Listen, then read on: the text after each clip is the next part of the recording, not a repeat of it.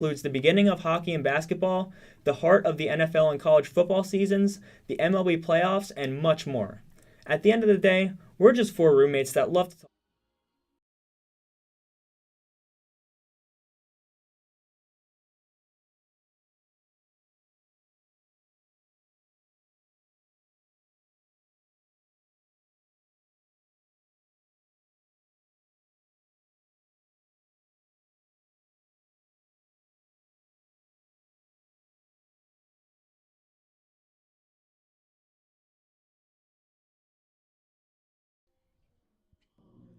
And we welcome you into Phoenix Municipal Stadium, where it will be the first look at the upcoming Arizona State University baseball season. As here we have the Maroon and Gold Inter-Squad scrimmage here live for you tonight. Brenden Paul alongside Dylan Pescatore. And Dylan, it is the first chance for us to see this Arizona State squad, who brings back a couple of players, but a lot of new faces as well. A lot of new faces, like you said, and this is year number 2. Sorry, for Willie Bloomquist at the helm, and he made it a priority this offseason to go after pitching. 2 new pitchers on the mound today. And those pitchers will be Adam Behrens for the Gold Squad, who will bat first, and Josh Howitt for Team Maroon, who will take the field first. Gold will be the visitors on the scoreboard. They'll be up first, and that will bring in Nick McLean, one of the few returners in this lineup for Arizona State, previously from UCLA, the 5'10 outfielder playing in right tonight for Team Gold. We are set for this inter-squad matchup. Howitt, the lefty, on the mound, and the pitch. Was a true star on this ASU baseball team. Battled a lot of injuries last year, but when he was on the field, he was dominant in every way. The Tustin, California native, down 0-1. Second pitch swung on and missed, and he's in an 0-2 hole. McLean, a season ago, hit .298 in 23 games with 8 home runs, 28 hits, and 94 at-bats. Howitt into the wind, the pitch, the 0-2. Swung on and missed. He got McLean to chase out of the zone, and it's the first strikeout on the young season for Josh Howitt. That's a lefty that the fastball just rides away from right-handed hitters. You think it's on the outside corner until it's in the until it's in the left-handed batter's box. That's exactly what happened there. With the McLean strikeout, that'll bring up New Contradas playing shortstop tonight.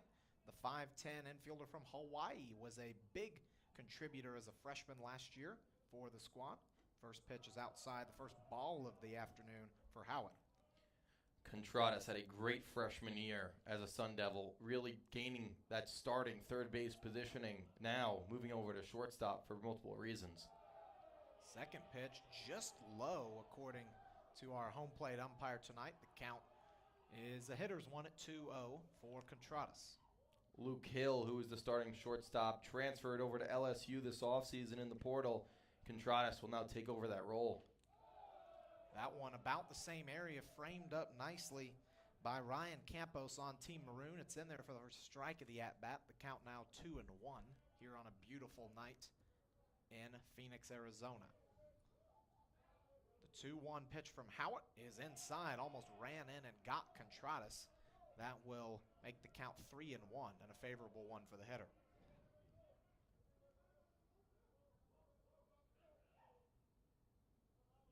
Howitt into the wind, the 3-1 to Contradas.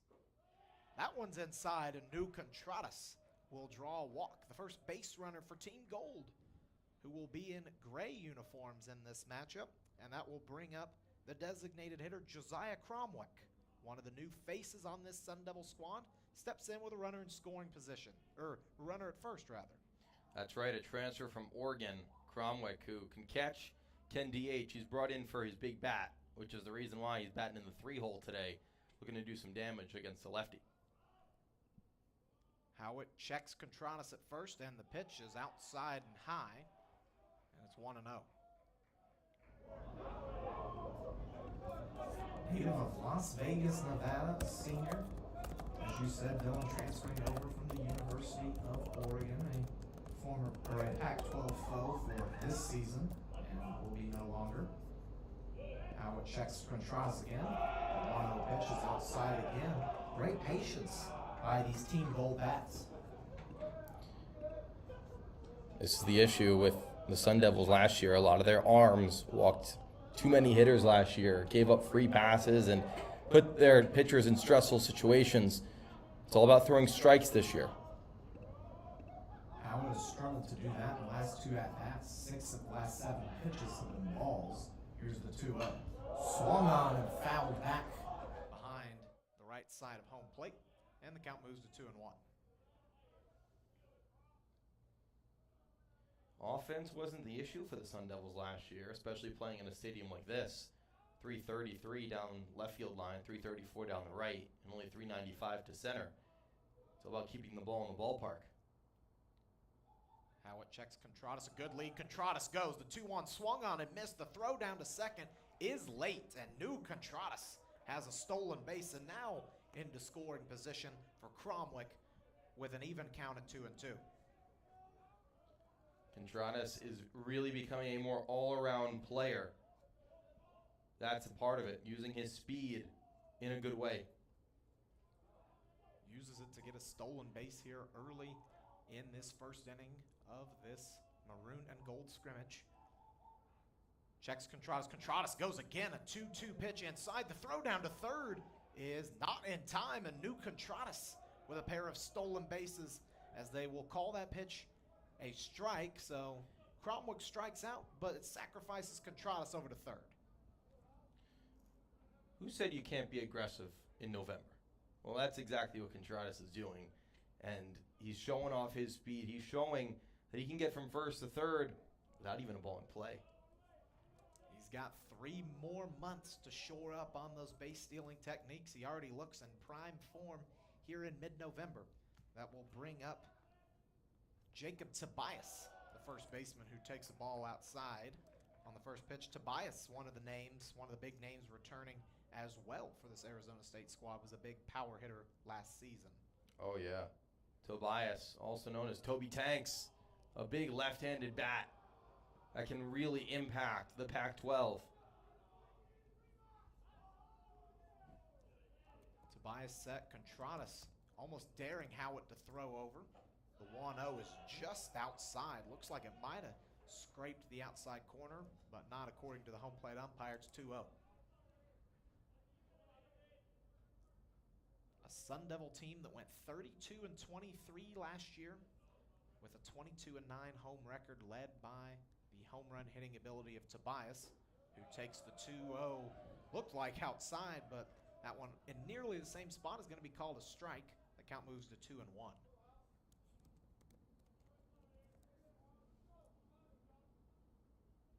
Howard checking Contreras at third. Contreras getting a decent lead off the bag at third, 90 feet away. The 2-1 dribbled up the middle. It's a base hit, and Jacob Tobias will score Contreras. The first RBI unofficially of the season belongs to Jacob Tobias. A great job by the left-handed hitter. Goes right back where the ball came from, right over the second base bag.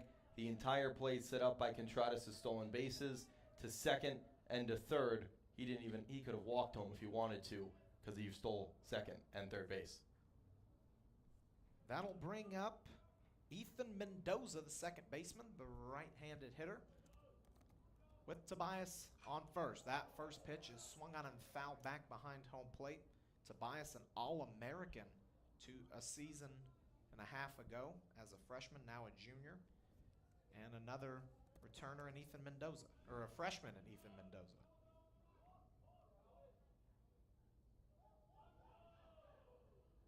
Howard checks the runner at first. The 0-1 pitch is outside. Tobias will scurry back to first, count even at 1. With Howard, it all starts with the walk. Bags. It only took a single to score a run. Howard checks Tobias. Delivers a 1-1 to the freshman from Southlake Carroll, Texas. It's upstairs. The count moves to 2-1. A pitcher who's clearly falling behind in a lot of the counts, allows the batters to really key in on certain pitches, on certain parts of the zone, and take their best hack. Another chance for Mendoza. Takes another pitch outside. The count moves to 3-1. Tobias back to first, and the Maroon dugout a little anxious to get Howitt going here. Howitt, a graduate transfer, previously at Cal State Fullerton, standing at 6'5", listed on the Sun Devil website as a right-handed pitcher, but acting as a southpaw tonight. Here's the 3-1 to Mendoza. It is also outside, and another free pass issued by Howitt. Moves Tobias to second, and 2 on base for Team Gold. Talk about it. This is now 3 base runners in just 1 inning with 2 outs, and 2 of them have been walks. The free passes can really clog up the base pass and add stress to a pitcher. This is what's happening in the first.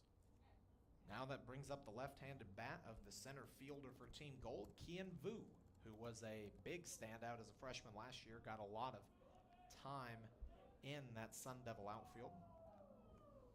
His first pitch to him is just in there for a strike. Got the bottom corner. It's 0-1. Vu, a 5'11", 170-pound sophomore from San Diego. Hit .255 in 39 games last year. Takes the 0-1, just missing the outside corner. The count even at 1. Vu's season last year was really in 2 parts. It was the start of the season where he got off to a great start. He was hitting really well. He was using his speed and also his speed in the outfield defensively. The second half of the season, he was more down to the bottom of the order as the struggles continued at the plate, and other players like Isaiah Jackson really took impact. Third pitch of the at-bat is swung on and fouled behind the catcher's area, and it will set up a 1-2 for Vu. This year will be no different with how many new freshmen are coming in. More competition, which is better overall for the group. Vu currently in the 6th spot in this Gold lineup. Trey Newman, the catcher, waits on deck for Team Gold. Howitt into the wind. Checks the runner at second. And here's the 1-2. Swung on and belted to far right field, but way down the line. That one had some power to it, but it is a foul ball. Like you said, what a gorgeous night here at Phoenix Municipal. It's now dark early at 6 o'clock or so, and you got some lights, some Christmas lights, I believe, in right field past the wall. It's a great night on Tuesday. Some early Christmas decorations with Thanksgiving 10 days away. That one swung on up the middle. It's a base hit for Vu. Rounding second, third is Tobias. Tobias will be in safe with a run for Team Gold. It was a close play at the plate. Campos looked like he had him, but Jacob Tobias scores the second run of the inning for Team Gold, and they take a 2-0 lead. Vu does the same thing as Tobias did, right back up the middle as a left-handed hitter, through a somewhat of a shift as both middle infielders were pushed towards second base more than their usual defensive alignment. However, he gets the ball through. Tobias, who is not fleet of foot, finds his way, takes a good angle, and just gets in there safely. A crafty play indeed to beat the tag of Ryan Campos, and that will bring up Trey Newman, the catcher transferred from Central Arizona a season ago. First pitch is swung on and missed at a pitch low on the outside corner. It's 0-1. Newman, who was really the backup catcher last year, and when Campos went down, him and the third catcher really had to make an impact, and Newman was really good defensively. Willie Bloomquist loved his ideologies behind the plate. Throw back over to first. Vu is back safely. Howitt trying to get that final out to get out of a first inning that he would like to forget in his unofficially official debut as a Sun Devil here for Team Maroon. Howitt checks Vu. Vu out to a big lead. The 0-1 pitch swung on and missed by Newman. And Howitt ahead 0-2.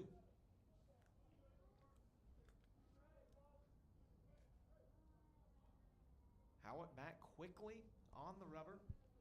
Newman takes a couple of practice swings. He's ready. Vu taking a much less considerable lead at first, and now he takes off.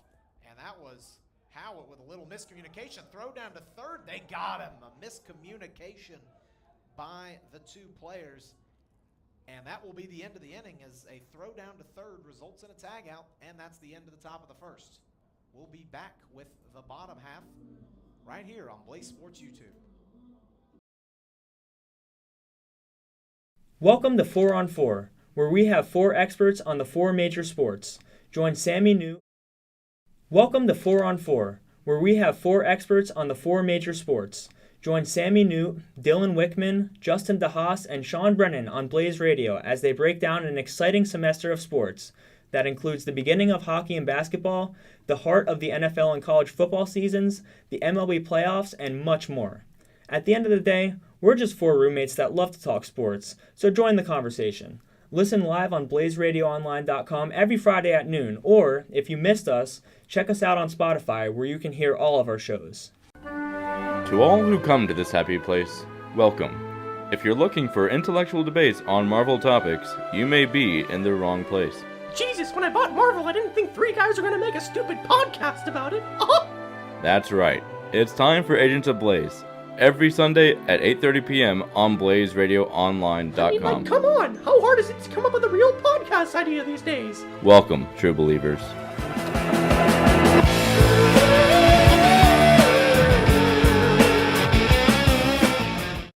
So here they are, the best group in the universe, musician for musician, the dynamic, electronic, Grateful Dead. I agree. They are the best group in the universe. And if you also agree, or even if you don't, you should tune into my show, Back from the Dead, every Monday night at 8 p.m., only on Blaze Radio, on BlazeRadioOnline.com. Peace and love, everyone. Jam with you on Monday.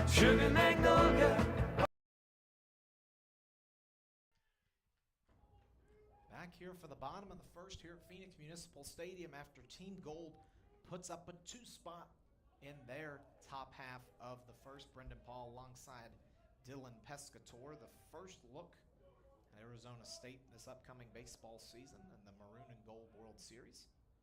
First pitch swung on deep by Harris Williams, the right fielder, hitting leadoff, but it's corralled out in left field. A great play by Bennett Fryman, another newcomer who also pitches for this Sun Devil squad, and a quick and loud out number 1.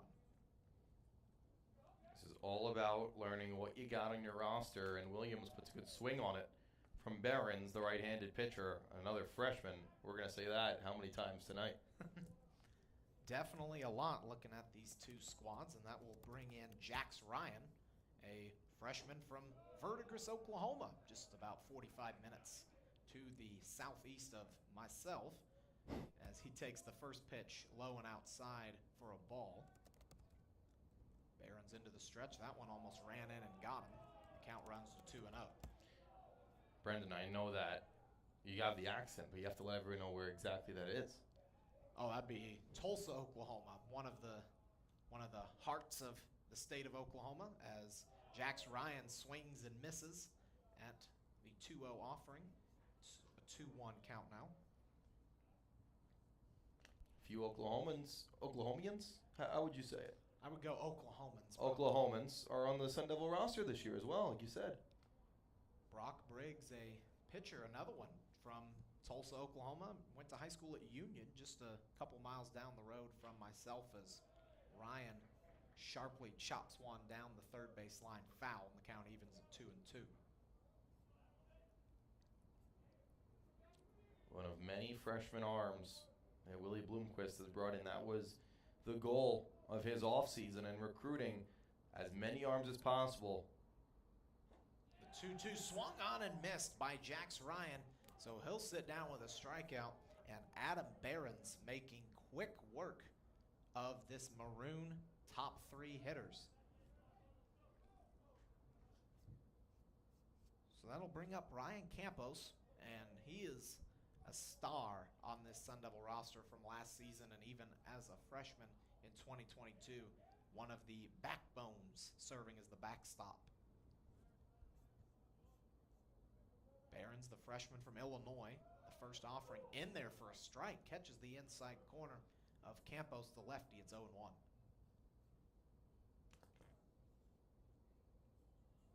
Behrens set for a quick pitch here. The 0-1 is downstairs.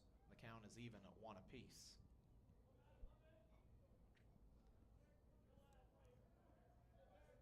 Adam Behrens hailing from Gurnee, Illinois. A right-handed freshman, as that one skips in there inside Ryan Campos. You want to respect the power that Campos has proven to have throughout his multiple seasons here in Tempe.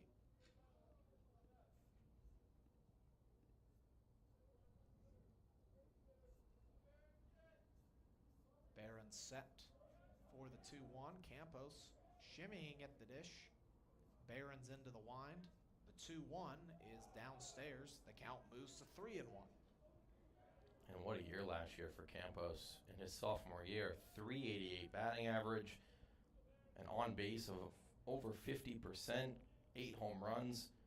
When he was on the field for 44 games, possibly the best Sun Devil last year.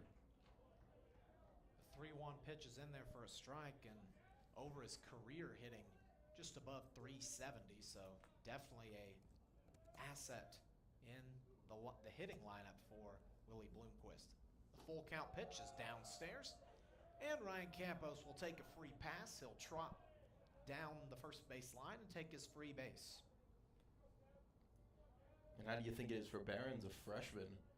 First time really in game action, even though you're still facing your own team, and you're facing the best player on the team in Ryan Campos. It must be a little bit nerve-wracking. And it looked as if he was a little nervous, pitching inside and down, trying to avoid Campos barreling a ball up. That brings up Kevin Carstetter, the third baseman for Team Maroon tonight. A senior transfer from State College of Florida takes a first pitch strike. It's 0-1. Carstetter spent 2 years at the State College of Florida, and also a year in the Cape Cod Baseball League last year with Harwich, playing a couple games, hitting .400. So a good summer, now looking to translate it into a good winter. Carstetter lines one down the left field line. A tough play out in left field. It's misplayed. Rounding second is Campos. Campos will score easily, and Maroon has cut the deficit in half. It's 2-1 on an RBI double from Kevin Carstetter. A little blooper down the left field line, and Fryman, who came over toward the line, it was going to be a tough play anyway. Home with ease. Showed some speed there, as it now brings up Eamon Lance, another new face and name to this Sun Devil squad, playing first base tonight. Behrens checking on the runner at second. That pitch looked like it, from our vantage point, was in there for a strike, but it stays outside. Count is 1-0. Lance is one of the more interesting players I'm looking at this season, just because of him being a grad transfer from Santa Clara over in the WCC. Great numbers his senior year. True breakout year for Lance. Lance stares down a 1-0 pitch that just bounces at the feet of Trey Newman. The count moves to 2-0. His senior year, his batting average from his junior year went up 70 points, finished with an OPS of 1,200 at Santa Clara in his senior year. However, did miss some time. That one popped up weakly by Lance, trying to make a play. A great play there by New Contradas. Fires over to first to get the out. And that will complete this first inning. Team Gold leads 2-1, but Team Maroon fights back. We'll be back with second inning action here shortly. You're listening to ASU Maroon and Gold World Series here on Blaze Sports YouTube.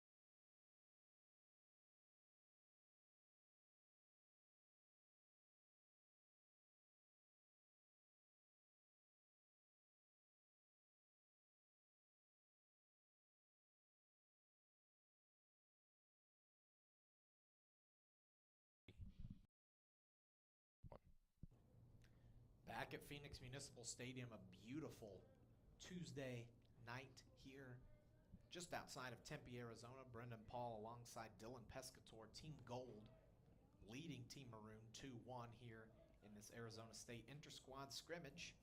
And it is Team Gold up to hit, and it's Bennett Fryman, the left fielder tonight. Had a flyout recorded out and left, but also a missed diving attempt, which allowed Campos to scurry home to put Team Maroon on the board. Takes the first pitch outside for a ball. The 1-0 pitch is in there for a strike, and Howitt trying to rebound after a shaky first. That's right. 2 hits, 2 runs on 2 hits. Did leave one on base because of that key pickoff at third base to end the inning. Here's the 1-1 from Howitt. That one's dribbled up the middle again. A tough play out there at short. Throw over to first. Got him. What a play by Steven Odina, one of the new faces, throwing over to Eamon Lance to record the first out of the inning. A strong play going from his right to his left towards second base, and a strong throw to get the speedy Fryman. Here comes Ryan Kropel. And check that will be Bennett Fryman, who takes the hit by pitch trot to first base after the pickoff there. Now it will bring up Ryan Kropel. That's right, Newman grounded out earlier. Newman wearing number 5, Bennett Fryman wearing number 10, and now Kropel wearing 43. Up after the hit by pitch from Howitt. Howitt checks Fryman over at first. A decent lead. The first pitch is in there, almost ran in and got Kropel. It's 1-0. This is the most frustrating part about Howitt. This is his first time through the order, and he's already allowed 3 free passes, 2 walks, and a hit by pitch. Kropel, an infielder from Poway, California. That one ran in and got him on the arm as well. It was already a steal opportunity for Fryman, who was making good pace down to second. He might have been safe anyway. It won't matter. Kropel's also hit by the pitch, so 2 aboard as Campos goes out to give a pat on the back to Howitt, as that will bring up the top of the order again and Nick McLean.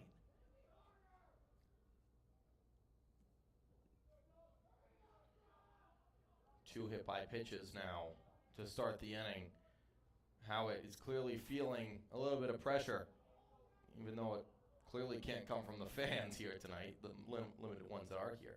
But there is an arm warming up in the bullpen for Maroon. Howitt checking over at first. It looks like they'll give Kropel the okay. The first base coach over there checking on the arm area where he was hit with that last pitch. Looks like he'll be good to continue. That will bring Nick McLean back up. Second time through the order here for Howitt. Checks on Kropel and Fryman on the base path. First pitch is swung on and fouled back behind the right side of home plate. It's 0-1. McLean has an interesting story. He originally committed to UCLA, didn't play any games there back in 2022. That summer, transferred to the Sun Devils and had a great freshman year last year. Redshirt freshman year, that was. That he did, hitting nearly 300 and supplying a lot of reliability in that early part of the lineup as he takes the 0-1 pitch outside to even the count to 1-1.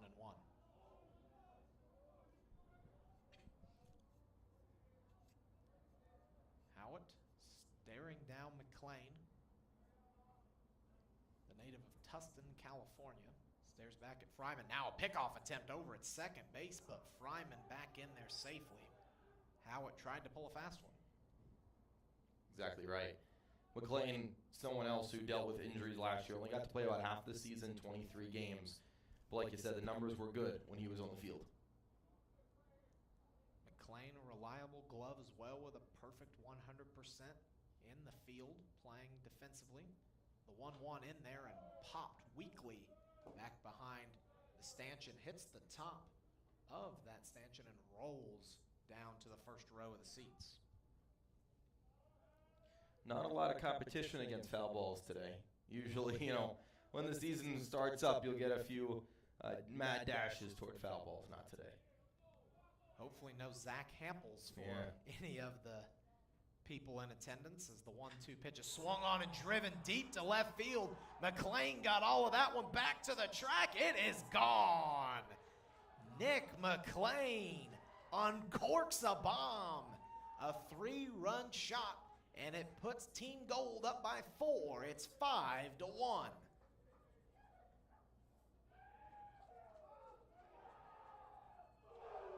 What a shot from McClain. He took the off-speed inside pitch, pulled it right over the Maroon bullpen, which sits in left center field before the retired numbers, and you knew it off the bat, or so did the left fielder Compton.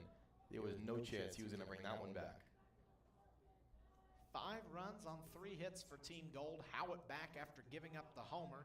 He's got New Contreras, who takes the first pitch outside for a ball. McClain with 8 home runs last season in just 23 games. Imagine that over a full season. Showcasing the power already here as the 1-0 is downstairs. Looked like might have been close, but nonetheless it's 2-0.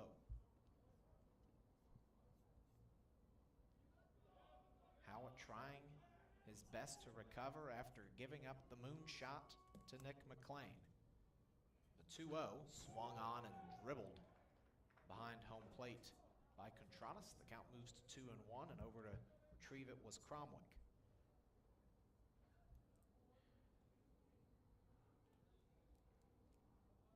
Contreras settles in.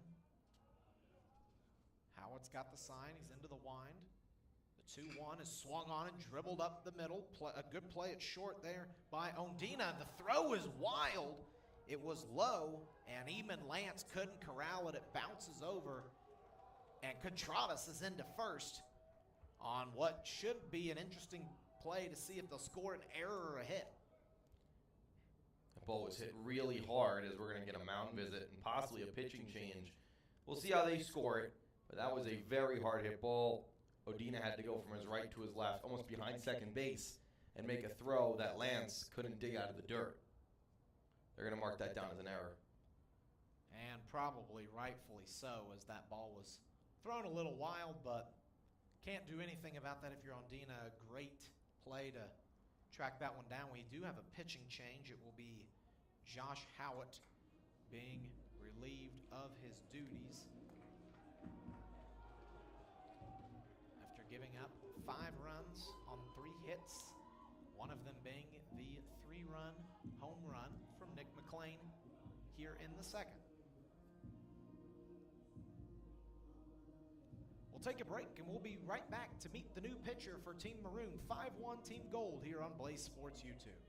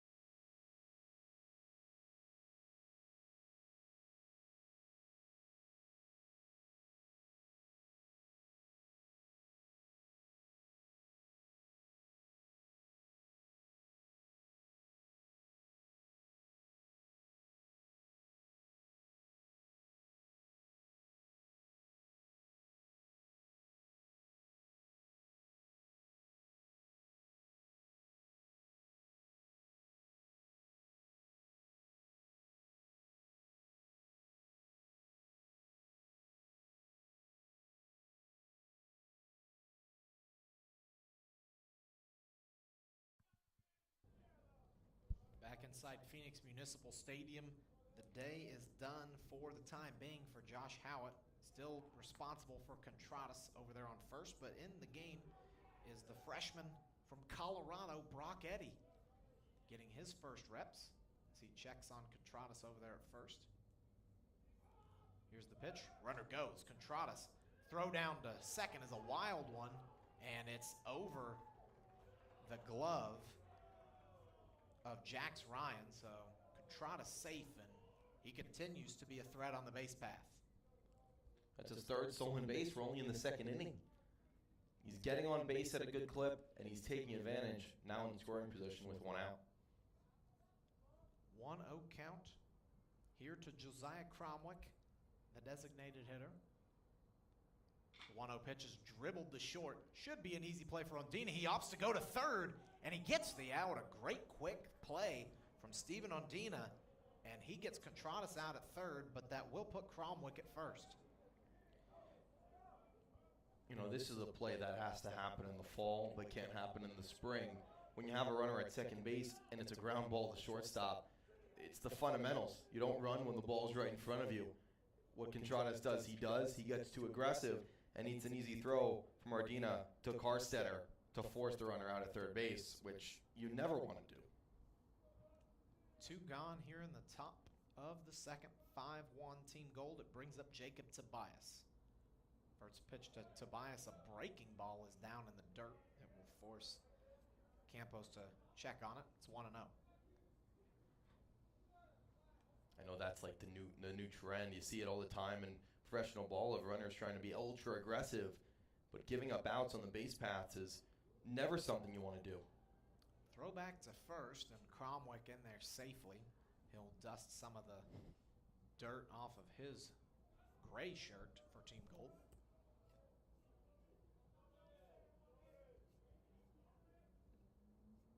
Eddie set. Checks on Cromwick at first. The 1-0 to Tobias is swung on and sent down the left field line behind the concessions, and that one will make its way into the parking lot and be 1-1.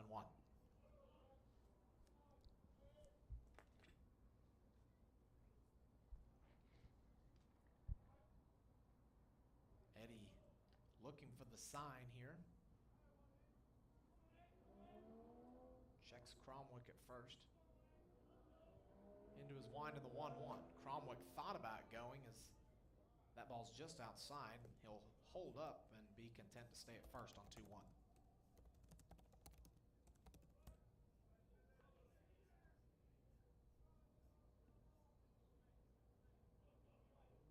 Tobias back in the dish here. A power hitter who can turn this game into a 6-run game if you're not careful. That ball throw over to first.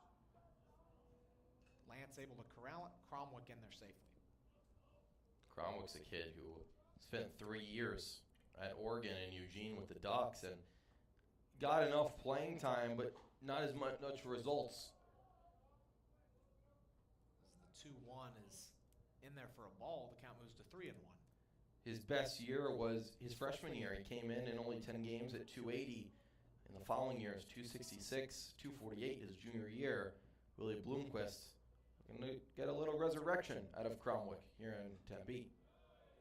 The 3-1 pitch is inside. Tobias takes first easily, and Team Maroon struggling to find the strike zone here in the first 2 innings as 2 aboard again for Team Gold, and that will bring up the second baseman, Ethan Mendoza.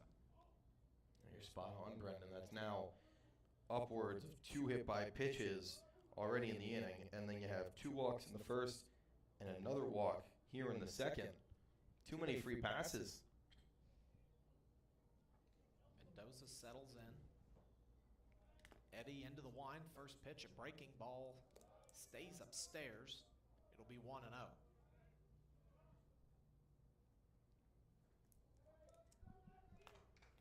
Ethan Mendoza coming from a sports powerhouse down in Texas, South Lake Carroll, as the 1-0 is fouled back behind the plate and into the seats. It will be 1-1.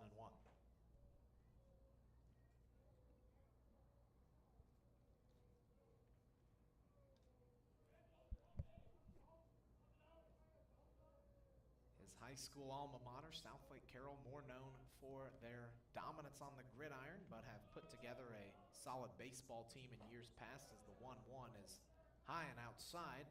It'll be 2-1 now.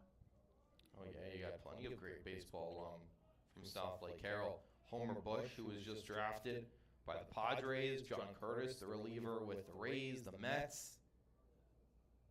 Ross Stripling, starting pitcher with the Dodgers, Blue Jays, and the Giants.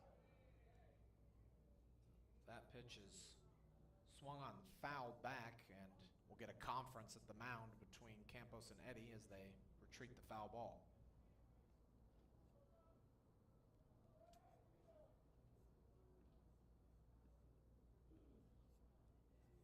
Campos checking on everything, making sure nothing's on. Eddy looking for the sign again here on a 2-2. Deuce is wild with 2 balls, 2 strikes, and 2 outs in the second. Eddy gets his sign from Campos. Checks the runner at second. The 2-2 pitch swung on and missed. A great breaking ball from the freshman from the Centennial State, and the top of the second is over. We'll be back with the bottom half to see if Team Maroon can respond here on Blaze Sports YouTube.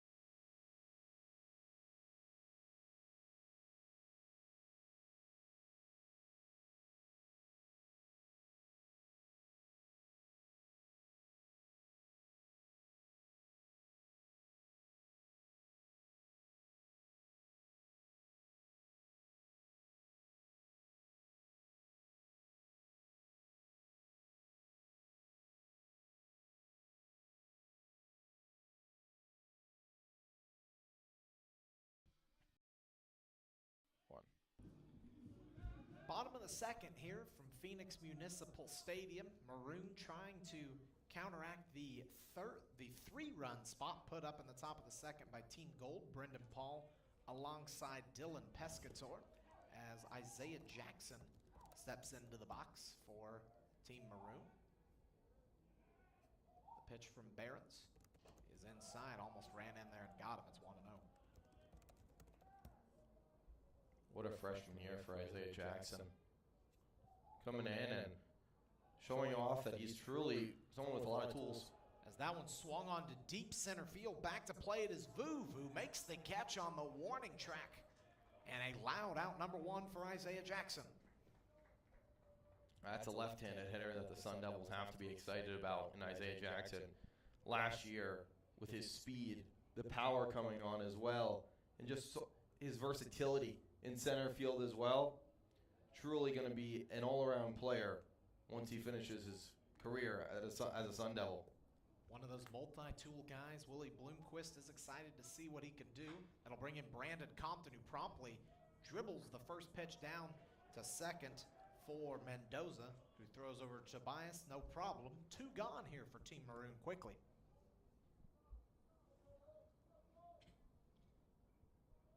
And that'll bring up the 8-hole hitter, the DH, Cole Carlin for Team Maroon. First time seeing him, a first baseman who also is listed as a left-handed pitcher.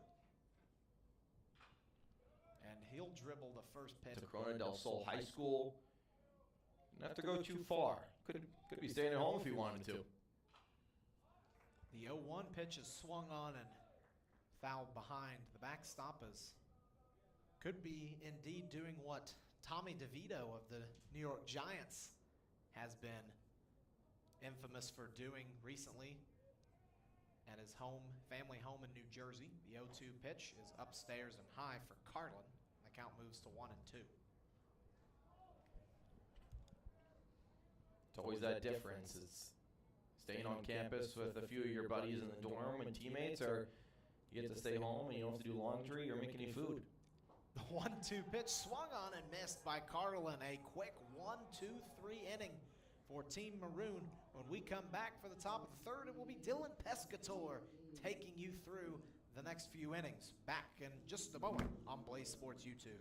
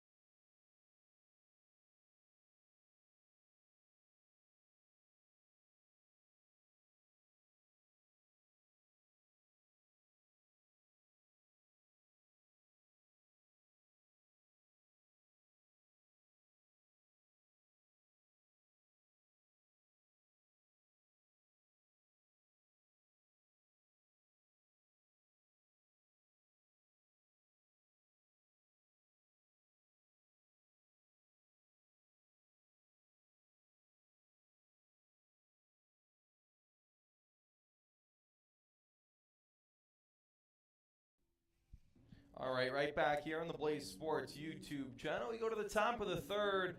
The Gold team up 5-1 on Maroon in Game 1 of 4 this weekend of the Maroon and Gold World Series, the annual inter-squad scrimmages that the Sun Devils and the baseball program put on every single year in mid-November. It's after the MLB World Series. That also is here in Arizona, but now a little November baseball for you. Kian Vu, the left-handed hitter, steps into the box to start off the third inning against Brock Eddy, who had a pretty good second, came in with a runner on first base after the McLean 3-run shot as well against Howitt. Forced 2 walks and then struck out Mendoza. First pitch to Vu is popped up left field side, up and out of play, as the fastball beat him by a little bit. In his first at-bat, Vu had an RBI single which drove in Jacob Tobias for the second run of 5 of what Gold has in the first 2 frames. The 0-1 is Eddie steps and kicks. It's up and away with the fastball. 1-1 the count. This is an inning that Brock Eddy is really going to want to rein in and sort of keep this 4-run deficit right where it is for the later frames. Vu, the sophomore, the 1-1 home, same thing, popped up foul, left field side and out of play. A couple struggling fans here. I'd say the capacity is not getting tested tonight here at Phoenix Muni. Plenty of open seats. The 1-2 to Vu, a changeup that's popped up right field side. It's heading foul, and it'll reach the seats, bouncing on the concourse, staying alive, 1-2. No fans going to chase that one as it trickles back near the concessions, and Vu, a great hitter that has stayed alive in a lot of counts in his past at-bats in Tempe. And he kicks and fires a 1-2. Pulled foul, first base side into the Gold dugout.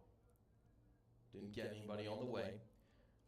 Vu, the sophomore, had a productive first season as a Sun Devil, batting .255, but the key number was his on base, a .379 on base. And you see it here, forcing a long at-bat against Eddy. The 1-2 again, ground ball foul, first base side off the facing of the dugout. Upcoming will be pitch number 6 between Eddy and Vu. And that's what Willie Bloomquist has got to be happy about as ASU gets into the heart of their season, extending those at-bats to almost double-digit pitches. We'll do the 1-2 again. Eddie the righty kicks and fires. Once again, foul ball, first base side. This one hit real hard, but just inside the first base line. Lance, the first baseman, gave it a look. And the right fielder, Williams, will toss it on in. The Sun Devil infield in a shift. The second baseman, Ryan, is on the outfield grass in right field. And the shortstop, Odina, is a few steps to the second base side of second base. The 1-2 from Eddie to Vu. Fastball on the ground to second, right at Ryan in deep right field or deep second base. Makes the throw to first to Lance to get Vu by a step. And the shift works out for the Sun Devils. A 7-pitch battle between Eddie and Vu ends up in a ground ball to second. Right into the shift of Jax Ryan there, makes the nice play. Delivers a good ball over to Eamon Lance at first, and one gone here for Brock Eddy in what he needs to be a 1-2-3 inning. 5-1, Gold in front, 1 out, nobody on. First pitch to Trey Newman is outside on a breaking ball. Newman is another local, went to school at Pinnacle up in North Scottsdale. However, has not been a Sun Devil his entire career. The 1-0 is popped into deep center field. Back goes Jackson at the track. He leaps, and he makes the catch. Isaiah Jackson in the gap in left center field. Trey Newman doesn't even know what happened as he'll jog back to the goal dugout. The center fielder with a highlight reel play. And we were talking about it when he was up at the plate in the bottom of the second, how he can kill you with his speed, his bat, or in that case, his glove. He makes the reigning catch out there on the track and robs Newman of a hit. It brings up the lefty Bennett Fryman, who takes a looping curveball on the outside corner for a strike. Ground out of Vu, a line out to center by Newman, and Eddie is 2 strikes away from getting out of a clean top of the third. 0-1 to lefty Fryman, popped opposite field, foul ball into the seats. Down the third base line, behind the Maroon dugout. Quickly 0-2. The freshman righty Brock Eddy, 0-2 against Fryman. Kicks and fires, off speed, foul ball down the left field line into the seats as Fryman just stays alive. And now you get deeper into this game for Eddie, and these Gold hitters starting to get more contact with the baseball, driving foul balls down the left and right field lines. Count stays at 0-2 after the foul ball. The pitch, a fastball high that swung on and missed. Fryman goes fishing up top, and Eddie completes a 1-2-3 third. The first for the Maroon team on defense. They put up a 0 on the scoreboard. 5-1 Gold as we head to the bottom of the third. Maroon coming to bat.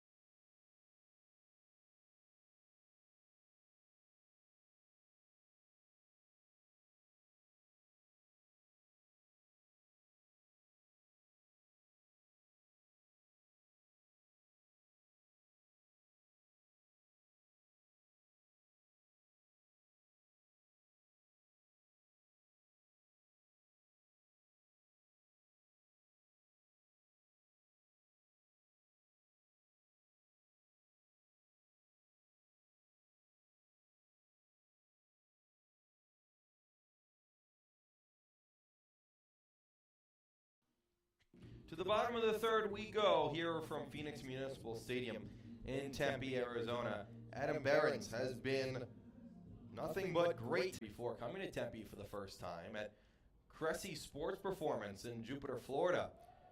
The 1-1 is inside and all the way to the backstop as Newman couldn't corral it. It's a place where a lot of professional athletes mostly baseball players, go and train during their offseason. Barons did this summer and worked on his fastball, changeup, slider, and curveball mix. That was the fastball that ran up and in from 2-1 to now 3-1 against the 9-hitter Ondina. That one almost ran in there and got him. We saw Josh Howitt's struggle to control there in the second. 3-1 on the ground to deep short, diving down to make the play. The throw over is not in time. Contreras, who is deep in the hole, had to go down to a knee to block the ground ball. His throw not in time as the speedy Ondina gets on base. Good effort there by Contreras over at the shortstop position. Got a rifle over there just late. When you have a speedy guy like Ondina who plays your same position, it's going to be tough to throw him out. It brings up the lefty leadoff hitter, Harris Williams. Williams has had a career and a half, to say the least, as he takes ball one outside and low as the lefty hitter steps in for the second time tonight, 0 for 1 with a fly out to left field. On first is Ondina with a big lead. A check over on him. Just gets in back in time. Tobias applying the tag on the throw by Barons. Williams has spent 4 years with San Francisco in the WCC, transferring over for his grad year as a Sun Devil. The 1-0 pop foul left field side and out of play against the righty Barons. It goes down as a hit, the second on the night for the Maroon team. For Ondina, he stands at first base with nobody out. The 1-1 to Williams. We'll have to wait as Barron checks over at first. He got him! Ondina off the bag too far, and the pickoff by Barons clears the bases. A great move there by Barons. Just waited a little bit, acted like he was going to go into the windup. Allowed Steven Ondina to get another step off the base, and he threw over and nailed him with a sweet throw. Good play there across the board by Tobias and Barons. Tobias, the first baseman, applying the tag, clears the bases. The pitch to Williams on the ground, a two-hopper to first, gathered up by Tobias. The toss to Barons is in time. 2 outs here in the bottom of the third. Barons has been making quick work of these Maroon hitters, just recently getting to the top of the order for the second time, as Barons has been shutting them down 1, 2, 3. Jax Ryan, check that. Comes up to the plate. The two-hitter for Team Maroon today. He went around on a ball that was low. Strike one on Ryan. The 6'1 freshman at 190 pounds. 0-1, big curveball, and Ryan just has it go past him, and here's the umpire call strike two. 0-2 with 2 outs, nobody on. 5-1 Gold. It's a ground ball right back to the mound. Barons will gather, will throw to first base underhand. Tobias squeezes, and a quick third inning. Nobody around, nobody in. 5-1 the score after 3 with Team Gold in front.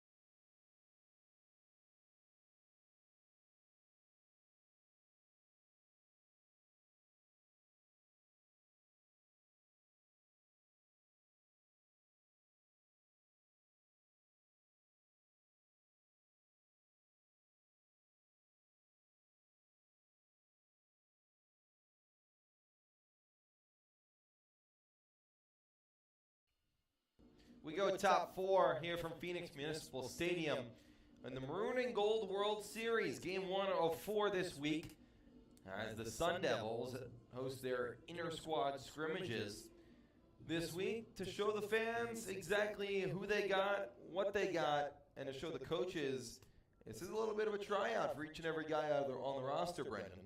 It is indeed a lot of new faces in this lineup, and one of them up at the plate now, and Ryan Kropel. Kropel at the plate, the lefty, against a new pitcher for Team Maroon in Ron Leto. Leto, the freshman right-handed pitcher, gets Kropel swinging for strike 1. Nobody out here in the top of the 4th. Team Gold up 5-1. Leto, the freshman at 6'2", another local kid from Chandler, as Kropel swings and fouls back the 0-1, 0-2 now the count. From Hamilton High School, played this past spring. Hamilton played a little summer ball in Arizona. And Leto, another freshman arm, we've been saying it all night. Here's his tryout here in the 4th. The 0-2 to Kropel is high and away with the fastball.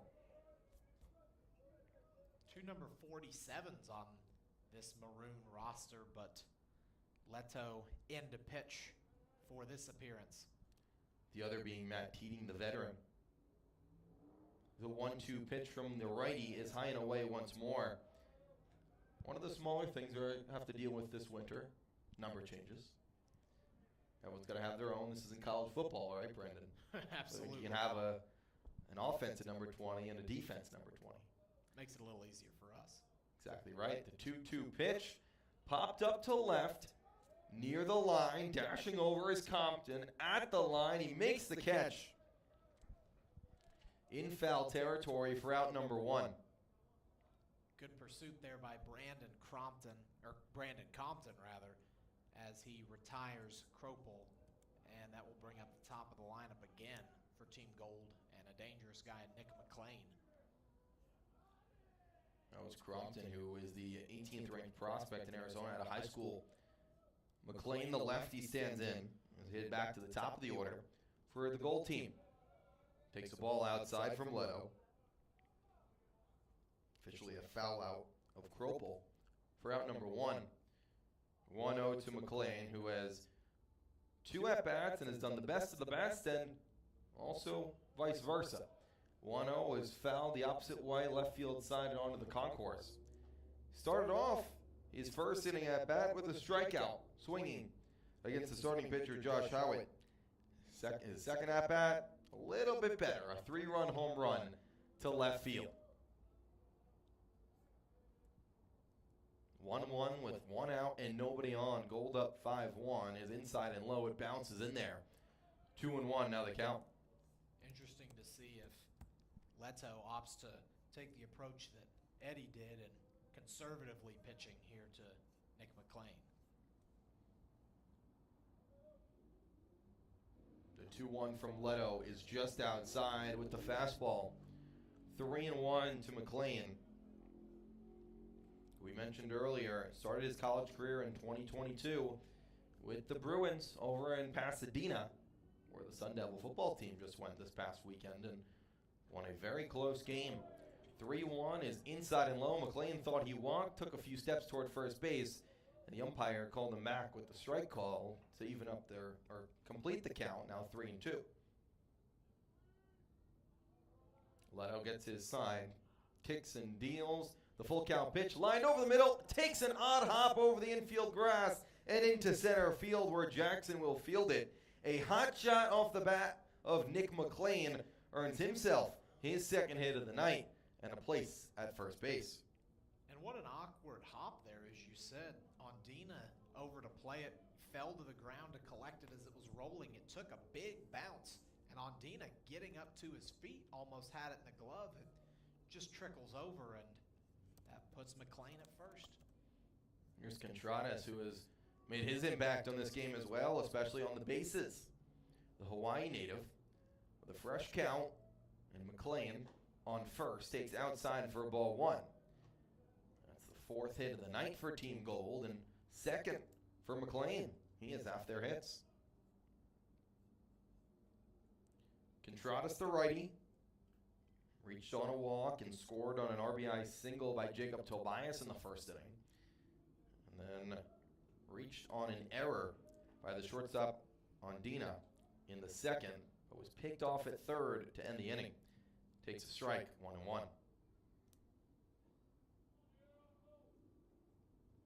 Leto looks for his sign. Runner on first, McLean.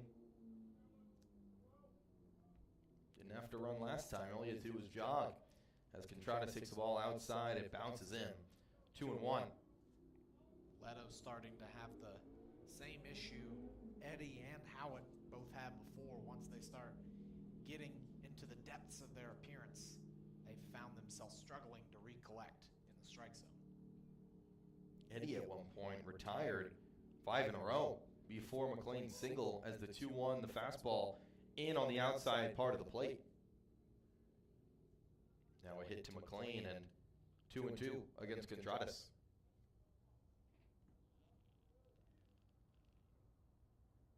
Contradas, the sophomore this season. 2-2, popped up foul, first base side and out of play. Had a great freshman year. 53 games, hitting .309, OPS of .824 with 8 home runs and 40 RBIs. The number that stands out, especially seeing him today, is only 9 stolen bases. With his speed coming into this year, he can do and make those numbers double digits.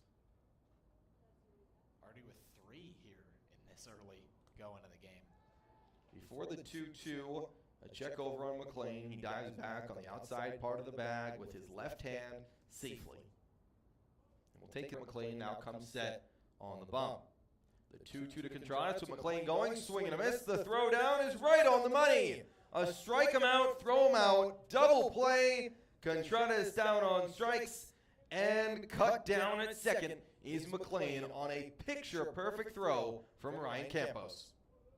And Trey Newman showing his defensive prowess there. Was in a backup role last season, but proved that he is kept on this roster for his ability to gun him down at second and play solid defense. We'll go up to bat.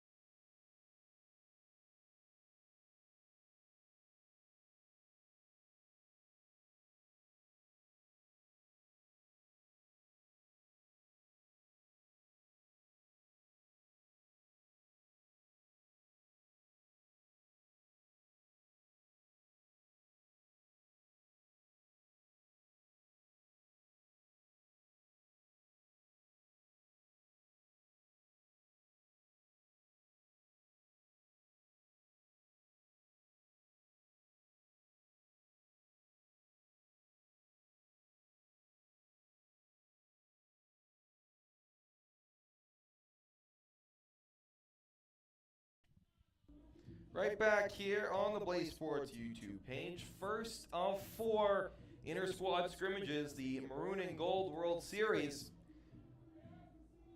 here at gorgeous Phoenix Municipal Stadium between Tempe and Phoenix. Bottom of the 4th, Team Gold up 5-1, and Adam Behrens, who has been as good as it gets through 3, allowing just 1 run on 2 hits, will face 3-4-5 in the order of Maroon, Campos, Carsetter, and Lance. It starts with the left-handed bat in Ryan Campos. The first pitch is inside and low. Ball 1 to the lefty Campos, who's also doing the catching tonight. He just finished the top of the 4th with a strike him out, throw him out, double play. The 1-0 from Behrens, a line drive into right field. Back goes McLean into the gap. It's off the wall on 1 bounce. To second goes Campos. He gets in there standing up on just a line drive off the wall in right center field. And Ryan Campos showing the power that he possesses. You've seen Tobias, you've seen Nick McLean debut the power in this one. Ryan Campos hasn't quite gotten that stride on the ball, but he did it there, and he's in scoring position here for Team Maroon. It's the first time they've had somebody on second base. stagnant at least. Campos did come around to score on the RBI double from Carstetter back in the first. A check over back on Campos. He gets back in time as cutting over was Mendoza to take the throw from Behrens. Now 2 doubles allowed by Behrens on 3 hits overall in 3+ innings. Campos dances off second. The first pitch is inside, off speed to Carstetter, the senior who had the RBI knock, the only one for Maroon so far tonight. Carstetter, a guy with a couple of seasons of summer ball experience, spent the last summer in the Cape League, and judging by the Orleans Firebird logo I see on your hat, you might have spent the summer there as well. That's exactly right, Brenden. Spending the summer with the Firebirds. I don't believe we saw Carstetter. Might have missed him on Harwich, which is a good sign because of how great his numbers were with the Mariners. Hitting over 400 in those 7 games like I mentioned. The 1-0 is in there for a strike, 1-1. Campos dashing off second. The 1-1 line drive to second. What a play into the glove of Mendoza. The throw is in time. Mendoza went from his left to his right, dove out with his glove, and threw it from the seat of his pants to first base. Caught by Tobias. Moving to third is Campos. But what a play by Mendoza. An extremely athletic play, too, for the team gold second baseman. Ranging to his left, making the diving effort, and getting the first out of this inning with Campos at third. Runner on third, 1 out. First pitch to Eamon Lance is outside for a ball from Behrens. Behrens now dealing with the runner on third. He stares right at Campos as a righty. Coming from the stretch, the 1-1 line drive up the middle, base hit. In comes Campos and Eamon Lance. In his first appearance as a Sun Devil, has an RBI knock. 5-2, Gold now leads. A good piece of hitting there from Lance, just driving that one right back up the middle. Cuts into the lead, and now with Behrens working just over 3 innings here, 3 1/3, they're going to take a look at him. He might be done for the night from the looks of things. 2 runs in against Behrens. He'll hand the ball off, get a hug from Willie Bloomquist, and hold as Maroon starting to fight back with already 1 run in and a runner on first with 1 out. 5-2 the score. Gold in front.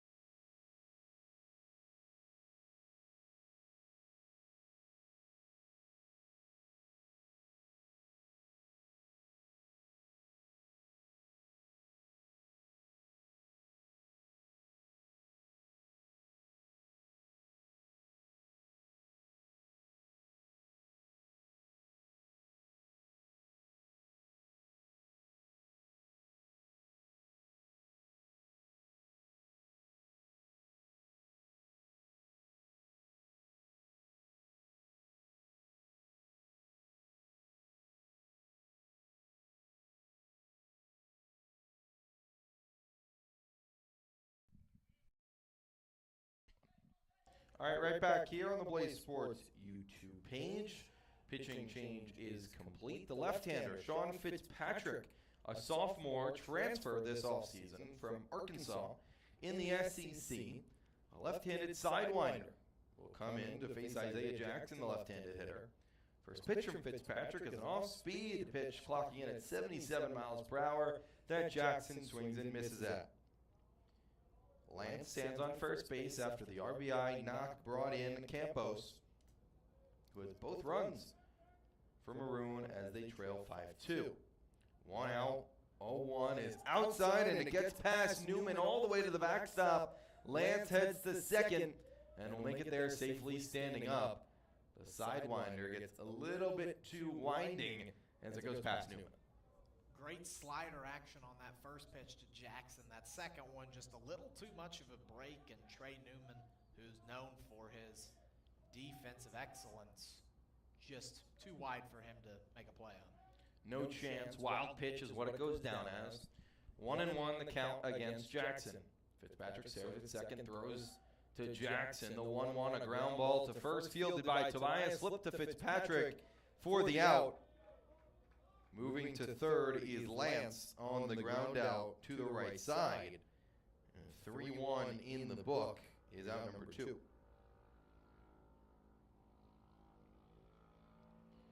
bring up Brenden Compton, another left-handed bat. 3 straight in the Maroon order at the bottom. With the runner on third in Lance. 5-2, Golden front. Fitzpatrick looking to keep it right there. The first pitch to Compton on the outside corner for a strike called. This is a perfect spot for Fitzpatrick with a couple lefties in a row, looking to dominate the left-handed hitters with his left-handed arm.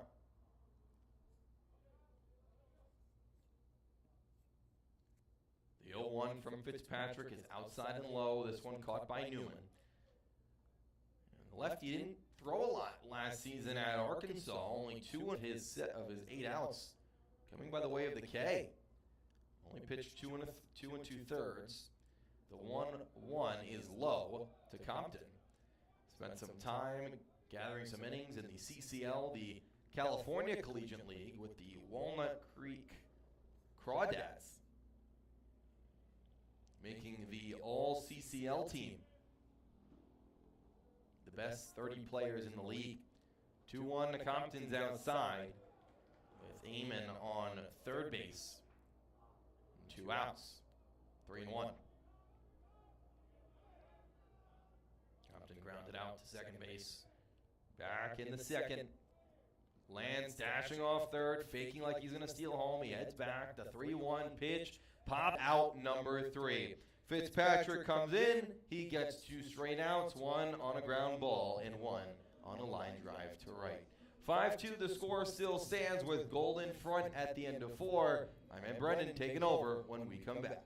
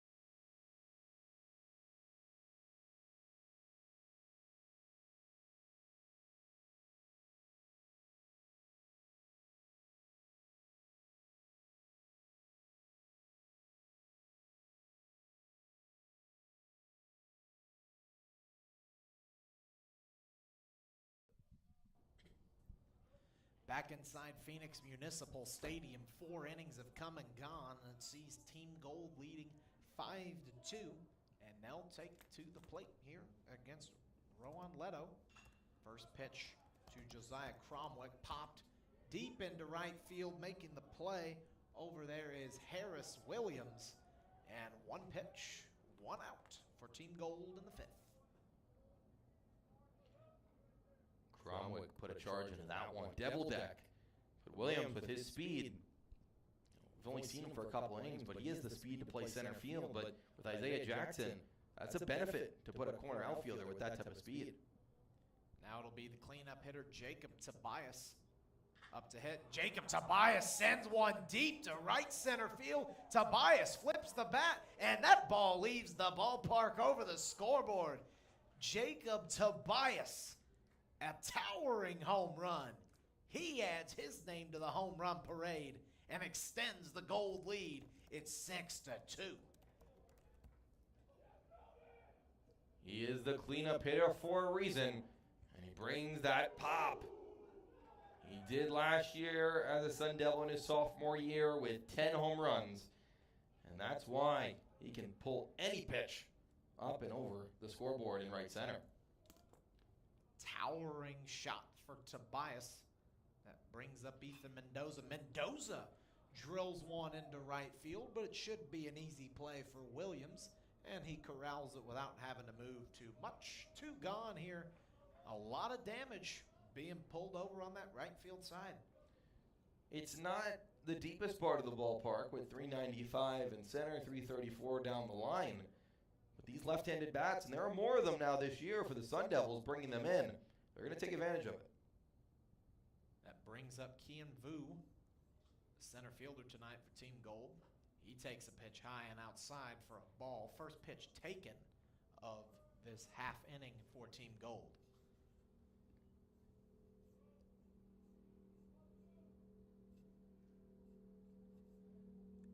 Leto set.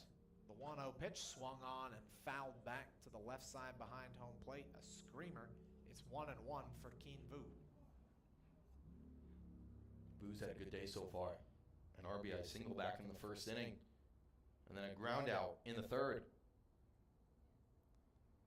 Leto set. Vu ready. The 1-1 swung on and chopped just foul on the first base side, giving chase for a moment were Leto and Lance, but it's 1-2. Played last year, 39 games for Arizona State. Played for Culpeper in the Valley Summer League. Played only 28 games for the Cavaliers as that pitch is swung on and missed, and that will end the top of the 5th. But Jacob Tobias hits a nuke shot over the scoreboard in right center. The lead is extended by 1. It's 6-2 Team Gold. Team Maroon will try and counter when we come back on Blaze Sports YouTube.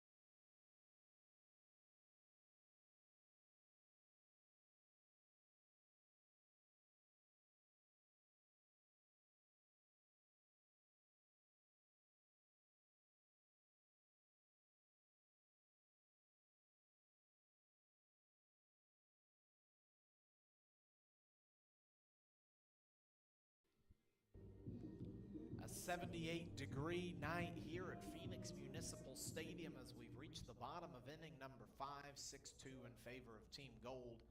And that will bring up the left-handed bat of Cole Carlin for Team Maroon. One of many newcomers, as we've mentioned before, for this Arizona State squad, as Fitzpatrick's first pitch is in there, bottom left corner for a strike. And Fitzpatrick's got to love this lefty attack he's been given. You know, in baseball, managers talk about lanes. This is the exact lane that Sean Fitzpatrick can work in. As that one's driven into center field by Carlin. Giving chase is Kian Vu. He's over drifting into left field and mingling with Bennett Fryman to make the catch for out number 1. It's the perfect lane because it's back to back to back to back lefties. His first pitch is upstairs for a ball. When you have a lefty sidewinder, you want to classify him as a lefty specialist, but at some point he's going to have to get righties out as well. He has good experience against a righty.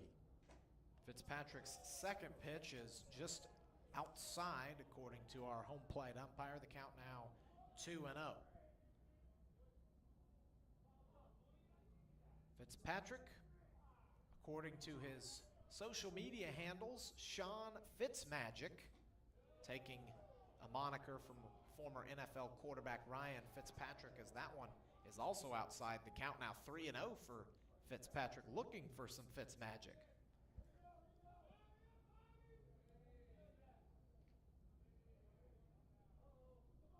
Fitzpatrick into the wind, the 3-0 pitch. Just catches the outside of the extended zone. It's 3-1. Fitzpatrick is not going to be somebody who's going to blow you away with any sort of magic. 85, 86 is where his fastball stands, but it's all about his arm angle. The 3-1 is dribbled to the screen as the count moves full, and a battle ensuing here between Andina and Fitzpatrick.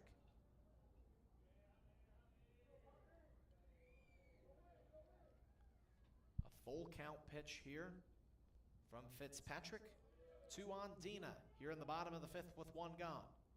It's upstairs, and Andina takes the trot to first. And now back to the top of the order for Team Maroon with the right fielder Harris Williams.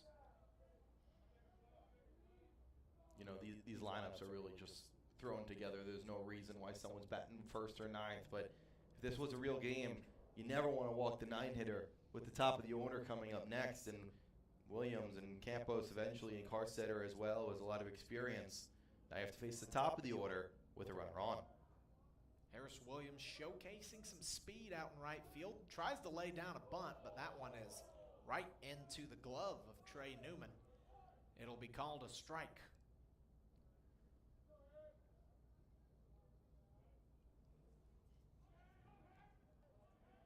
In an 0-1 hole here in the bottom of the 5th. Andina off first with a pretty good lead. The 0-1 pitch. Right on that upstairs corner. It's called a ball, and the count even at 1.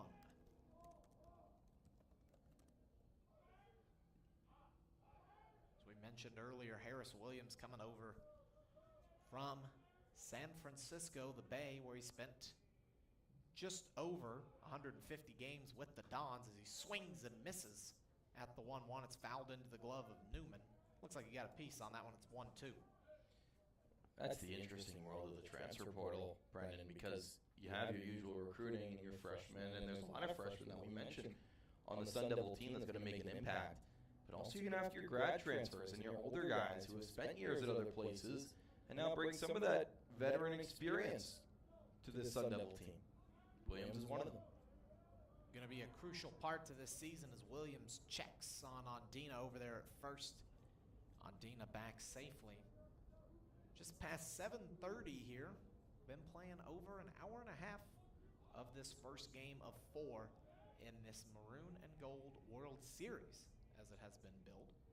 Fitzpatrick checks on Andina again. He's safe once again. So 2 pickoff attempts there in the minor leagues. The next one over, you got to get him, or else it results in a free base.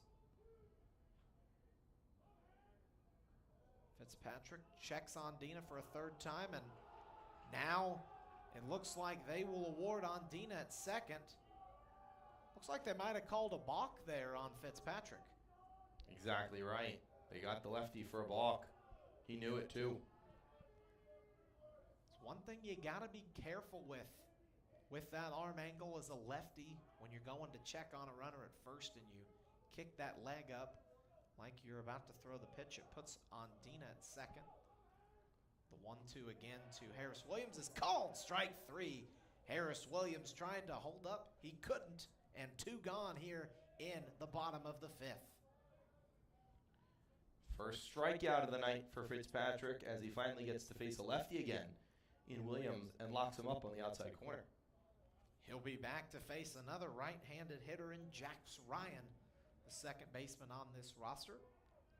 Fitzpatrick with some time to attack these right-handers more as the first pitch is called a strike, low and inside. It is just about 3 months until opening day, February 16th. They'll start the first of 3 against the Santa Clara Broncos. Fitzpatrick checks. The 0-1 pitch. Inside, that one called a ball. Count even at 1 apiece. It's going to be a really fun season just because this is really the squad that Willie Bloomquist built. You know, it's finally his turn and recruiting cycles and time that this is a squad that it's mostly his doing. The 1-1 runs inside on Jax Ryan, and yes, it is a lot of guys that Bloomquist has brought in here. Obviously a lot of experience playing the game himself, had a long, decade plus long Major League Baseball career, and now brings his knowledge to the Valley. As that pitch runs inside, and quickly 3 straight balls to work the count to 3-1, and Fitzpatrick with that fastball topped out at 84.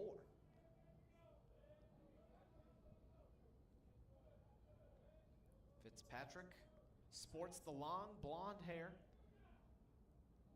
Working on a 3-1 count. They throw back. Ondina was on second base.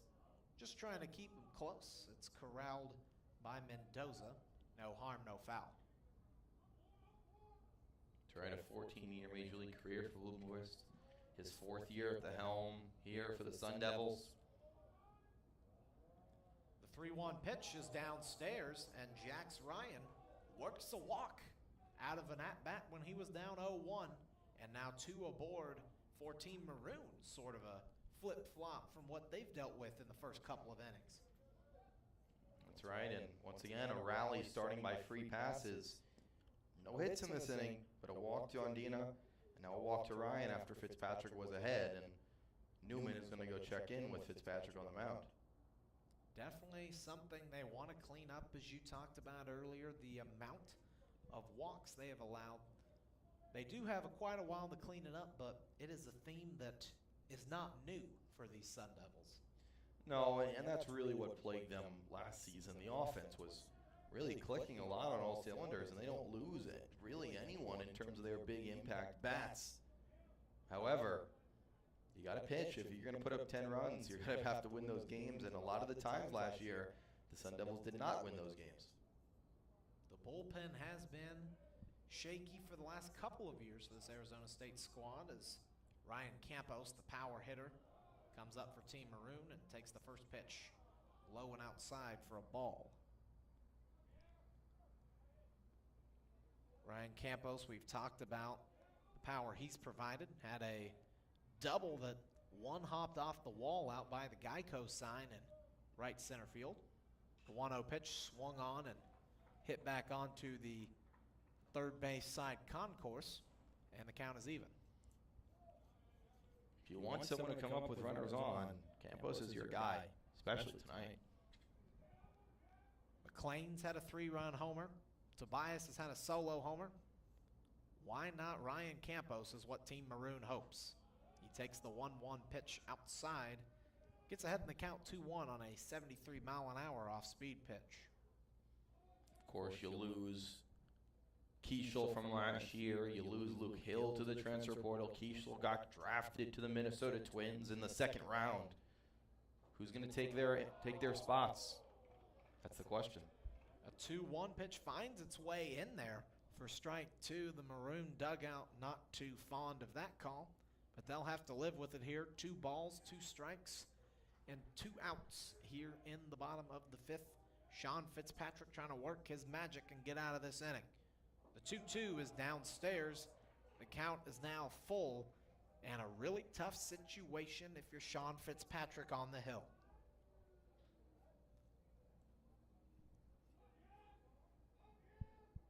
Gold dugout trying to pump up their pitcher.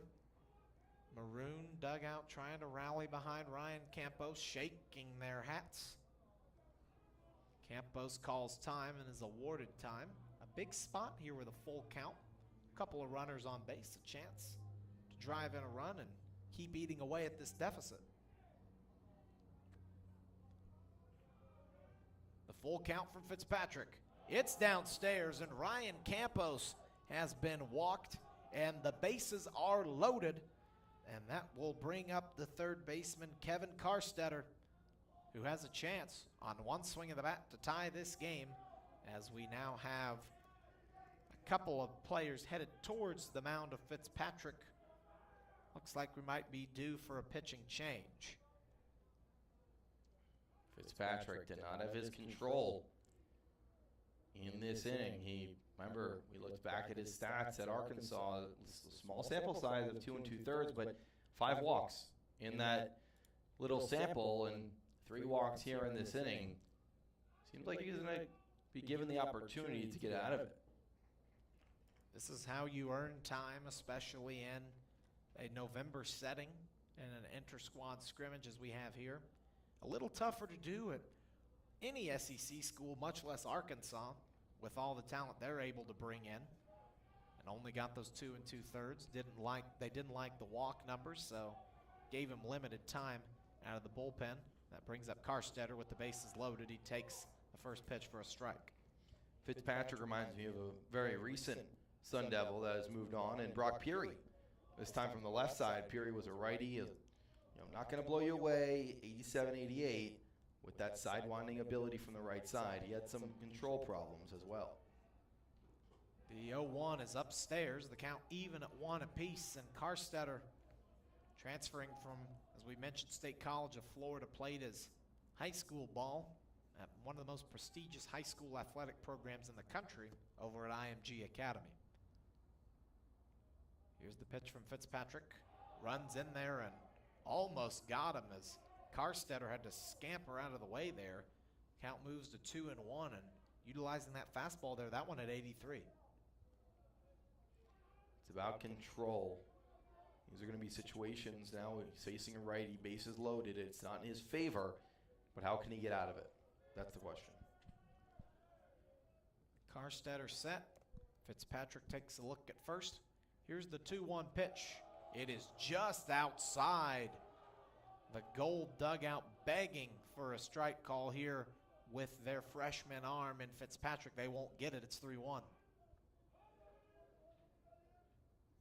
Fitzpatrick trying to settle in here. Nowhere to put Karstetter as the runners at the corners of the base path dance around. The 3-1 pitch is fouled back by Karstetter, and he runs them full. And this is a big pitch for both of these teams.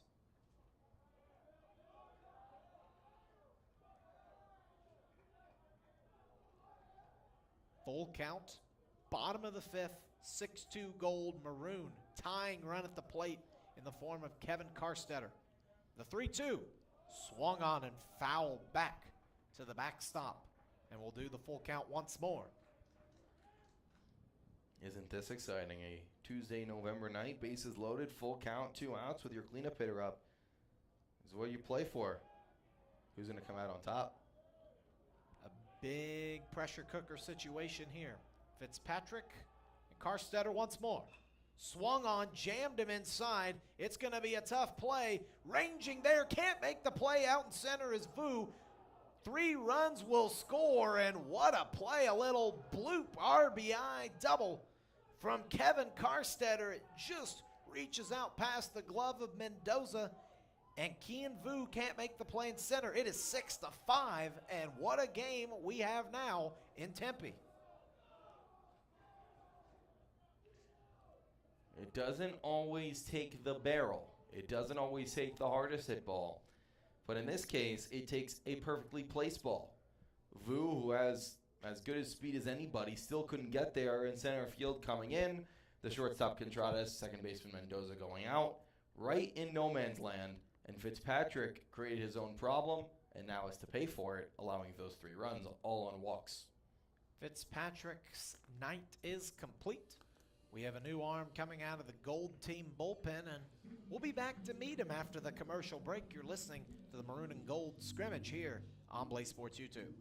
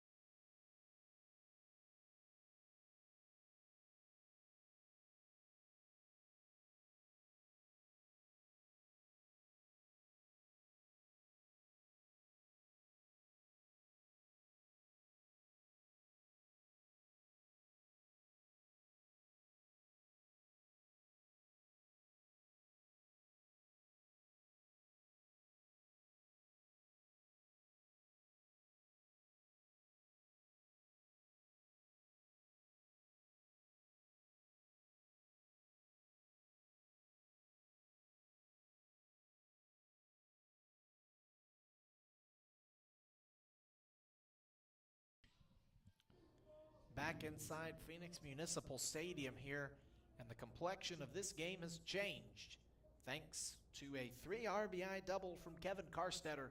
Team Maroon trailing 6-2 earlier, now only trail 6-5 with Carstetter in scoring position, and the new lefty freshman Brenden Barnes on the mound for Team Gold. Barnes will give his first pitch to Eamon Lance. Runner goes from second. Carstetter's into third with no throw, and that's a tough throw with a right-handed hitter and a right-handed catcher, and Carstetter into third, no contest. You never want to make the last out of the inning at third, but like you said, that was the perfect equation for Carstetter to take a bag, and he did with ease. 1-0 pitch grounded to third, just past the outstretched glove of Kroppel, and it is an RBI single for Eamon Lance, and we are all squared at 6. What a comeback from Team Maroon. A base knock that was to the left of Kroppel in between the 5-6 hole. Couldn't make the play as it was hit just hard enough, and Lance comes up big once again. Another RBI knock, his second of the night. A multi-RBI game for Eamon Lance. Now it's Isaiah Jackson into the game. He'll take ball 1 on this at-bat. Barnes checking, throws over to first. Had that same sidewinding action as Fitzpatrick, but Lance able to beat the throw back. Another freshman in Barnes. He gets to now face some of the more experienced college players, and him just a rookie. The 1-0 is in there for a strike. A breaking ball froze Jackson there at 76. Count even at 1, and this is a big opportunity for guys like Barnes and other freshmen. Here's the 1-1 from Barnes. Hanging breaking ball is swung on and chopped foul out in front of the Gold dugout. It's 1-2.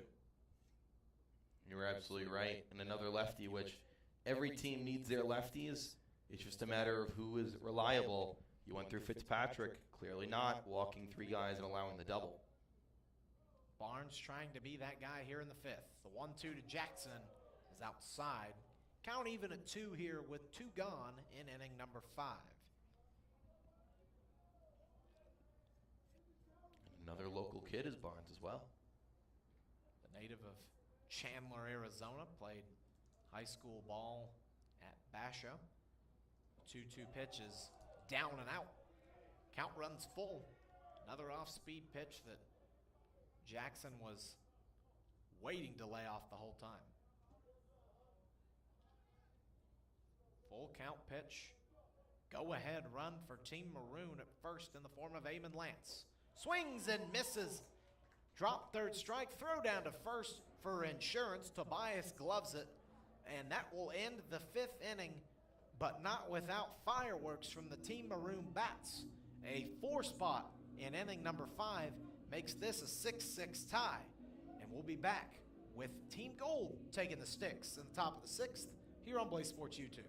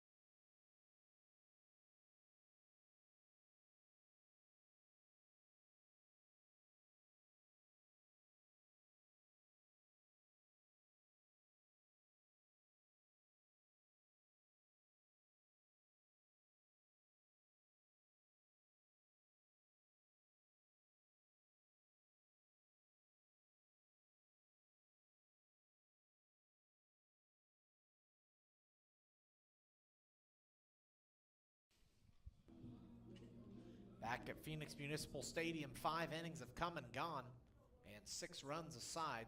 6 runs, 6 hits for Team Maroon. 6 runs, 5 hits for Team Gold, and Team Gold will try and counter a 4-run 5th from the Maroon squad as Leto's still out there for Maroon, facing off against Trey Newman. The catcher of Team Gold here takes the ball in his first pitch. Leto's second offering is just outside, framed up nicely by Campos, but it's 2-0.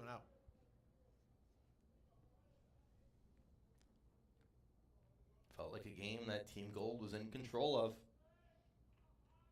until they weren't.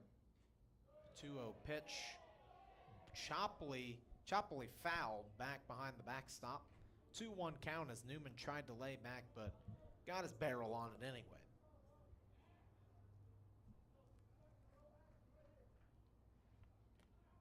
2-1 from Leto to Newman is high and inside.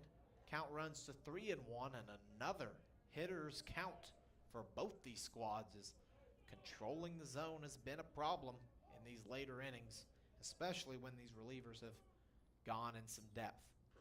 3-1 pitches upstairs, and Trey Newman trots to first with a walk, and that'll bring up Bennett Fryman. Leto, who started the 4th inning, only really one mistake. That was a home run to Tobias, his first free pass of the night. And a conference on the mound for Team Maroon. They'll check on Rowan Leto, the freshman, and they'll give him some high fives and dap ups, as that would be all but indicative that he will be done, as someone trotting on from the pen. And we will get a switch for Team Maroon, and we'll be back to greet the new pitcher after the break on Blaze Sports YouTube.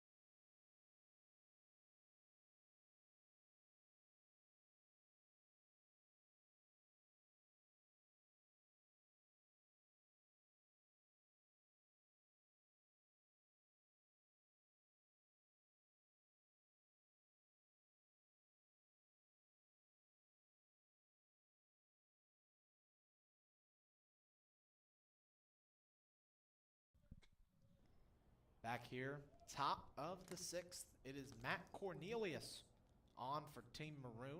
Transfer from Pima Community College, hailing from Zuni, New Mexico. A runner on first, squaring the bunt, will dribble it down the first base line, but it's foul. And at the plate is Bennett Fryman, who's in left field tonight, but is also on the lineup as a pitcher.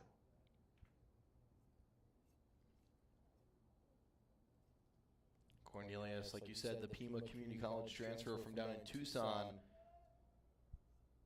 Played a little summer ball in the Appy League this year and pitched real well at 2.95 ERA in 40 innings. Got a lot of innings on that arm this summer. Squaring to bunt again is Fryman. He gets it down this time. Cornelius looks to second, but instead will throw. That's what you're going to need from some of your hitters, versatility. And in that position, Fryman does a great job getting it down. You'd like it a little bit more down the first base line because Cornelius had a chance to throw it to second base. He didn't want to take the chance. He gets the out. That'll bring up Ryan Kropel, the 9-hole hitter playing third for Team Gold tonight. Cornelius checks the runner at second. Here comes the first pitch. It's upstairs, high for a ball, and Kropel ahead 1-0. Gropel's had an interesting night. A hit by pitch came around to score on a home run by McLean in the second, and a foul fly out down the left field line in the fourth. The 1-0 pitch was Campos out to talk to Cornelius. And Cornelius, we mentioned the summer, I mentioned his ERA. Let's talk about his other numbers as well. 39 and 2/3 innings, like I said. Only 16 runs given up, 13 of those being earned, 17 hits on his arm. Was a starter, 8 starts, none out of the bullpen. really showed his dominance. A roll switch here. Going from a starter in the summer, will be coming out of the bullpen here in this first of 4 scrimmages. The 1-1 pitch is just going to catch the outside corner. The count moves to 1-2.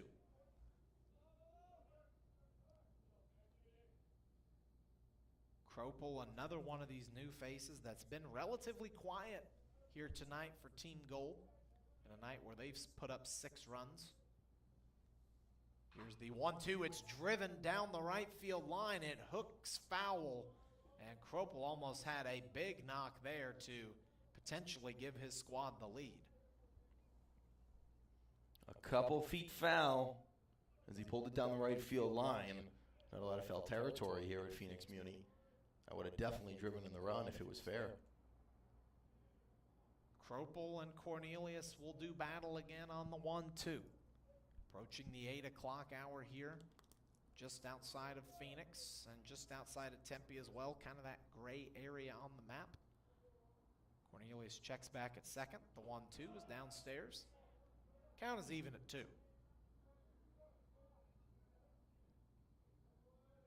Sun Devils, of course, used to play on campus, the Packard Stadium, right next to where the new Mullet Arena is now, on that row of ASU athletic arenas. The 2-2 pitch is outside and corralled nicely by Campos, count full, and that area by the formerly Packard Stadium has been transformed a lot over the years. Mullet Arena, as you mentioned, the new home of Arizona State men's hockey as well as the Arizona Coyotes for the time being while they look for a new arena. Cornelius' 3-2 pitch is driven into the left center field gap. That one's down. It'll score a run, and it is Ryan Kropel who comes through with a go-ahead RBI double, and Trey Newman scores all the way from second with ease. 7-6 Gold leads. This is like a seesaw. Brenden, the last game we called was like a seesaw as well, Friday night at men's hockey against Denver, where they went back and forth and back and forth. This time the same thing. Gold up, 6-2. Lost the lead, gets it right back, and it all starts once again on a walk. That Friday night hockey game, another yearly defeat of the number 2 team in the country for the Sun Devils as Cornelius checks on Kropel at second. He's back safely. A big win against the Denver Pioneers 6-5. They beat Minnesota in the same fashion a year ago over Thanksgiving break. Cornelius will do battle with Nick McLean. Nick McLean takes the first pitch in there for a strike. It's 0-1. Good for Kropel, the freshman. He gets it going. Really drove that ball in the left center field all the way to the wall. Chased Compton and Jackson back. Easy for Newman. That ball is down in the dirt. It was an opportunity for Campos to put a play back to Kropel as both dugouts hollering for McLean to get down. They won't throw over, so the count's even at 1.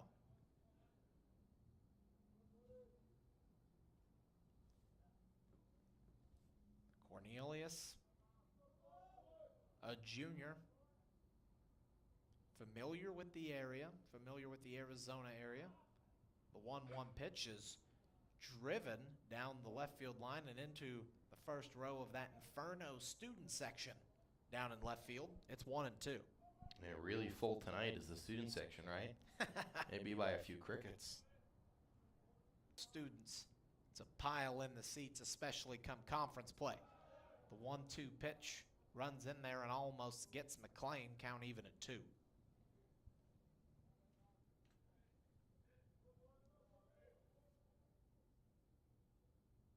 Corner 2.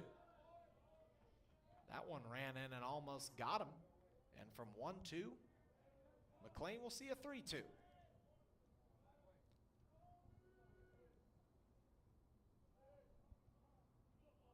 McLean battling back in this at-bat against Cornelius here. Was down 1-2. The full count now. Swung on and missed.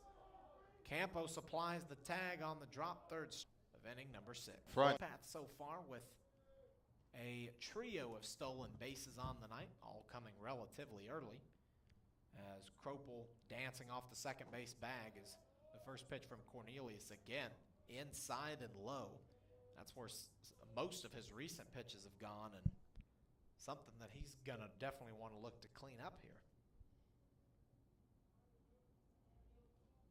Cornelius checks on Kropel at second, the 1-0. Chopped on the ground. Kropel waits, fires to first. Lance is in time to make the catch, and the top of the 6th is over, but Gold reclaims the lead on a big hit from Ryan Kropel. 7-6. We head to the bottom of the 6th where Maroon looks to counter on Blaze Sports YouTube.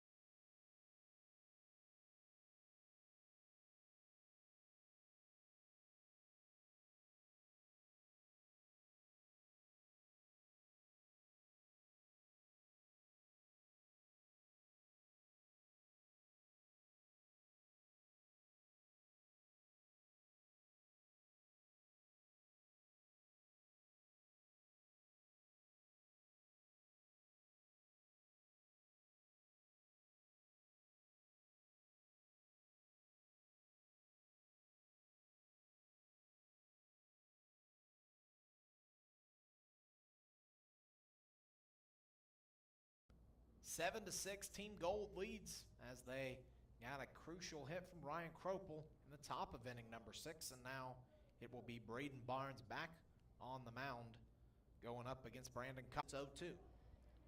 Compton 104 in this Maroon starting lineup, is looking for a hit.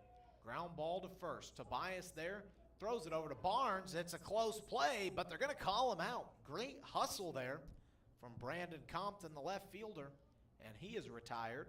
So that will bring up the DH, Cole Carlin, now with one gone in the bottom of the 6th. And give a little bit of credit there to Barnes as well. Usually when you're working things out in fall ball, there's not going to be as much attentiveness. All the pitchers on ground balls to the right side have dashed over to first base. They have not been late. They've been on their game, and that was an example of that. First pitch to Carlin is outside for a ball. Definitely something that Willie Bloomquist is happy to see from his squad this early on in a game that doesn't count towards the record. As Carlin watches the ball catch the lower third, it's 1-1. The 1-1 pitch drilled right back to where it came. Shift on beautifully, throw over to first. It's a wild one from Contreras. Tobias unable to make the play as that one sailed over his glove, and it will be an error as Braden Barnes had to duck for cover on that one. It was Contreras, remember, this is the guy in Contreras who's making the switch from third to short.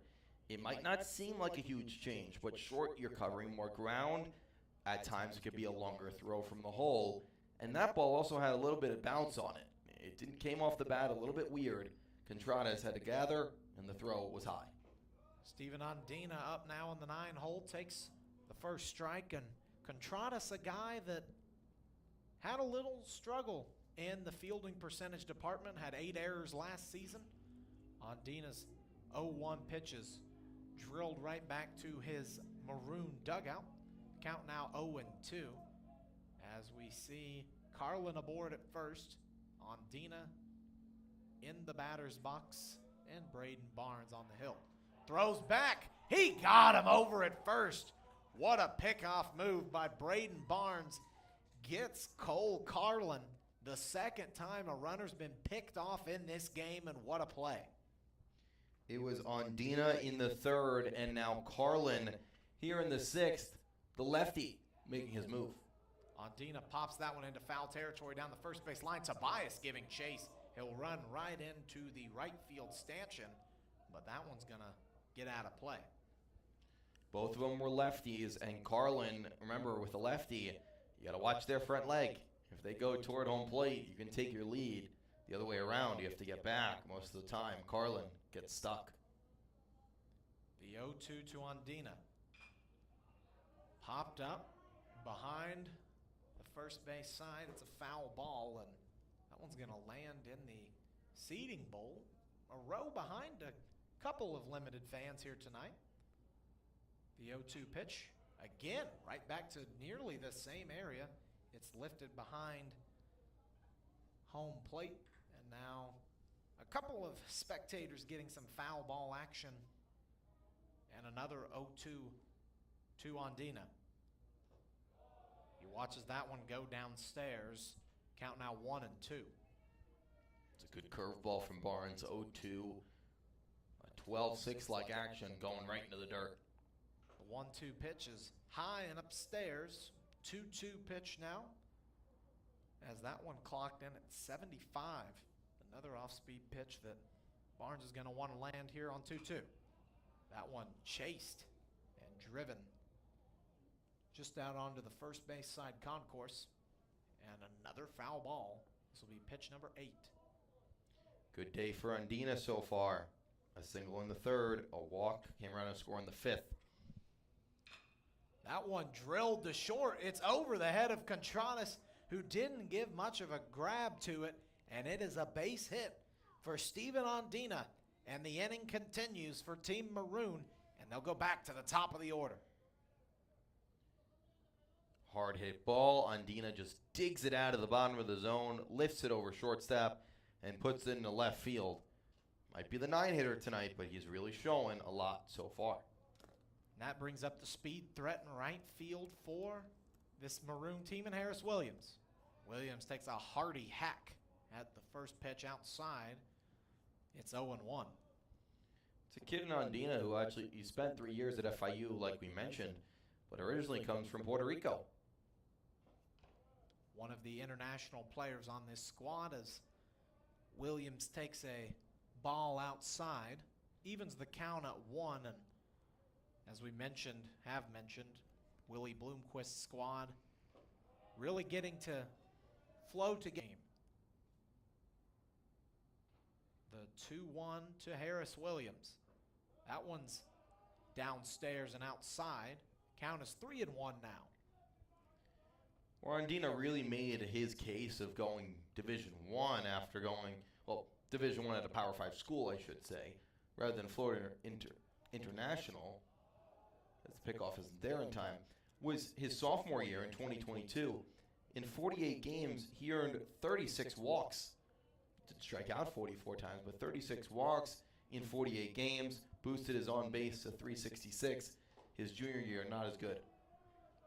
And Harris Williams takes a 5-pitch walk, and Ondina will trot to second. As what a story he has been, as you just mentioned, and now that will bring up Jax Ryan after Trey Newman gives a little talk to the freshman southpaw. And you think this is an inning of what could have been. If Cole Carlin didn't get picked off, this is a bases loaded 1-out situation. Now for Team Maroon, a little bit tougher, 2 outs, still with 2 on. A freshman at the plate. It's Jax Ryan, who started tonight at second. He's still there in the bottom of the 6th. 2 on, 2 out for the second baseman, the number 2 hitter. Curveball just missed the zone up high. It'll be 1-0. A good curveball there from Barnes. That's Barnes' money pitch so far. He's used that in all type of situations. 2 strikes, and now no strikes. Just missed. Barnes checks the runner at second. Here's the 1-0. Fastball downstairs, missing the zone. It's 2-0, and his fastball up there near the 90s, that one in at 88.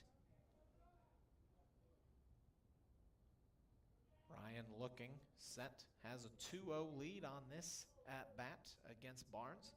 Barnes checking back at second, the 2-0 pitch. Upstairs in a dangerous situation, a 3-0 count.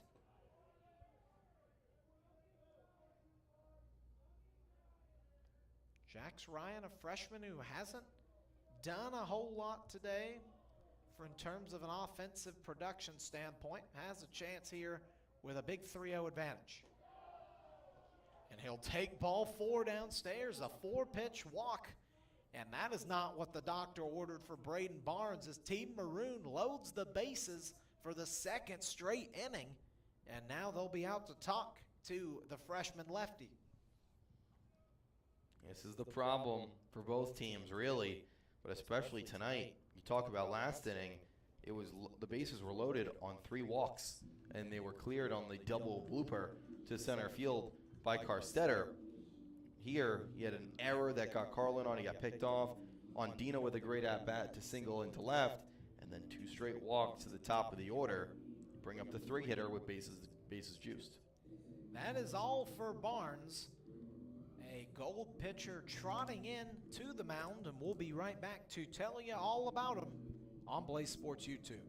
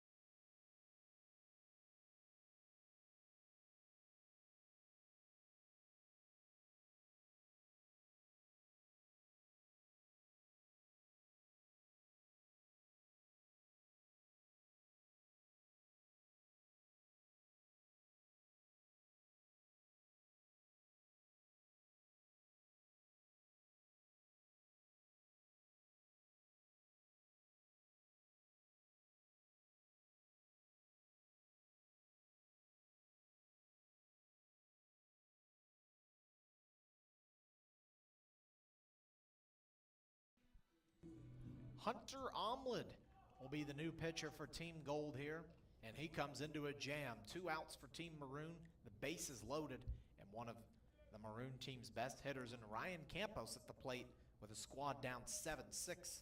Here in the bottom of the 6th, Brendan Paul alongside Dylan Pescatore, and this is a situation for Omlid, the transfer from Grand Canyon, just down the road. First pitch is in there for a strike. 0-1. Omlid's been a lot of places. He started Expedition League, also went to the Cape Cod League, and last 2 years was at Grand Canyon, like you said. Second pitch is out for them to come through with Ryan Campos, the backstop. The 1-1 is downstairs. A little bit more heat on that one. 93 for Omlid out of the pen. It's 2-1.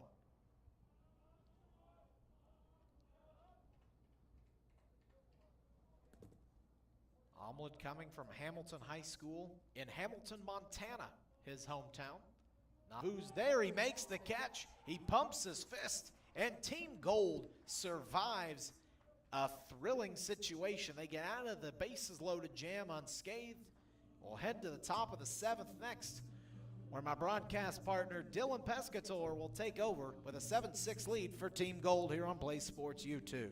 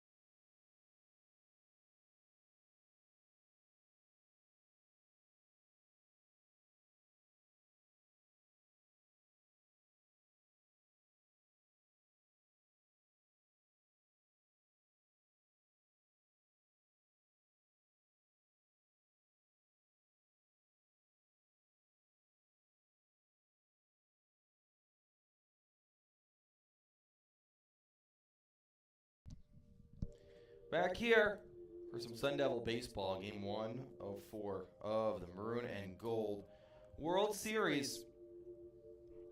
It's been a high-scoring affair on Tuesday night. 7-6 Gold in front as we enter the final 3 innings. We go to the top of the 7th, and for the Gold team, it'll be Cromwick, Tobias, and Mendoza. 3-4-5 starts with the righty Cromwick DHing tonight against Cornelius, and Cornelius the lefty.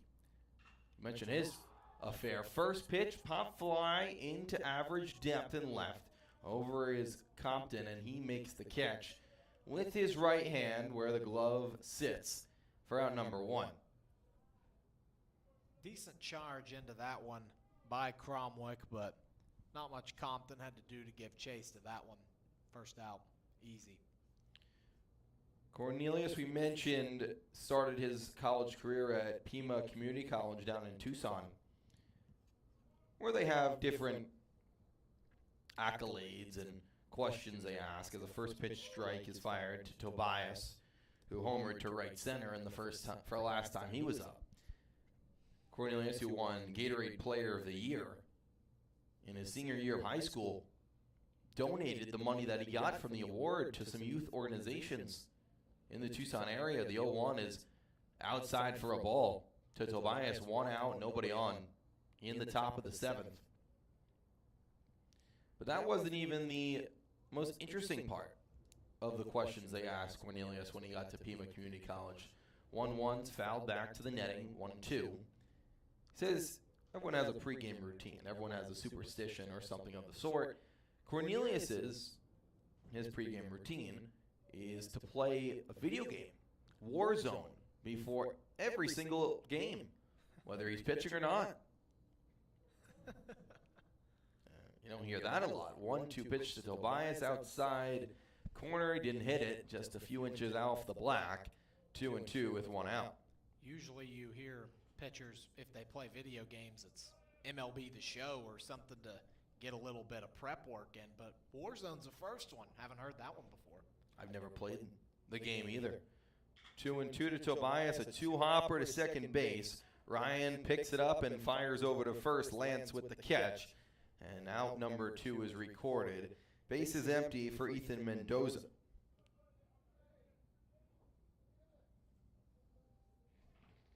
Mendoza, the righty, is 0 for 2 on the day with a walk in the first inning ever since he struck out in the second and flew out to right field in the fifth. 2 outs for Cornelius quickly on a fly out and a ground out. He's facing off with the meat of the order, 3-4-5 for our gold team that has put up 7 runs today. They lead 7-6.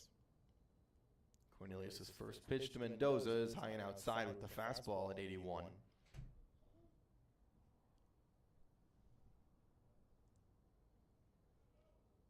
Cars going by. The lights out in right field. This is for the Phoenix Zoo. Now, not sure why a zoo has so many wonderful lights as Mendoza chases a fastball up high at 88, swings through it for strike 1. No, if I go to the zoo, Brenden, I'm not going to go at night. So what's the need for all the lights? Do they have a light show at the zoo? They must have one, at least coming up here as Thanksgiving's quickly approaching and people are starting to think about Christmas time after Halloween. 1-1 is inside, 2-1 with 2 outs. They have different light shows where people have their different decorations in front of their houses, but there's this thing called the World of Illumination. Hopefully I can get it in before the end of this inning. 2-1 is in there for a strike, where they set up different lights in huge parking lots, and it's like a drive-through. You drive through these lights, you tune your radio to a certain station, and they play Christmas music where the lights and decorations are kind of tuned in with the music, if that makes sense. The 2-2 with 2 outs to Mendoza is fouled away, first base side on a line, and we'll do it again. Cornelius touches 90 there, and you drive through. Now, it's a light show. It's a lot of fun. Christmas music. It's all about Christmas, and they actually have it in the Tempe Diablo parking lot over where the Angels play their spring training, not too far from here. 2-2 to Mendoza again is another foul ball. This one a pop fly, fouled, first base side, and out of play. Now it's not free, Brenden, which is what I thought initially when I pulled into the parking lot. It's actually not even close to free. I'll have you guess the price after this pitch. We'll do the prices right. 2-2 again to Mendoza. Line drive into center field. Back goes Jackson to left center field gap. He's going to watch it go over his head and bounce off the wall. To second goes Mendoza. He stops there with a double. A 2-out, 2-bagger for Ethan Mendoza, his first hit on the night. Good piece of hitting there from Team Gold's second baseman. Stays down on it. Just gets it past the sprinting Isaiah Jackson, who has been known to track down some of those fly balls out way behind him. Just missed that one. I mean, that one was really, really close. Which is where Mendoza hits it. Ken Vu is the batter. 2 outs, runner on second base. Foul tips the first pitch into the glove of Campos for strike 1. Cornelius dealing with a runner in scoring position.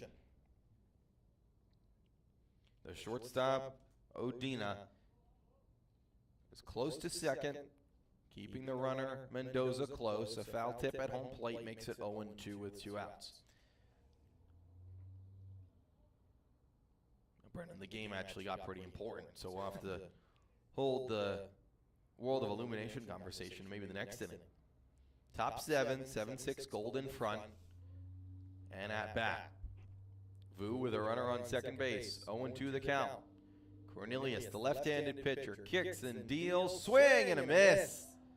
After allowing the double with 2 outs, it only takes Cornelius 3 pitches to sit down Ken Vu. His second strikeout of the night gets Team Maroon out of the jam in the 7th. We'll stretch as we go to the bottom of the 7th. Gold up, 7-6.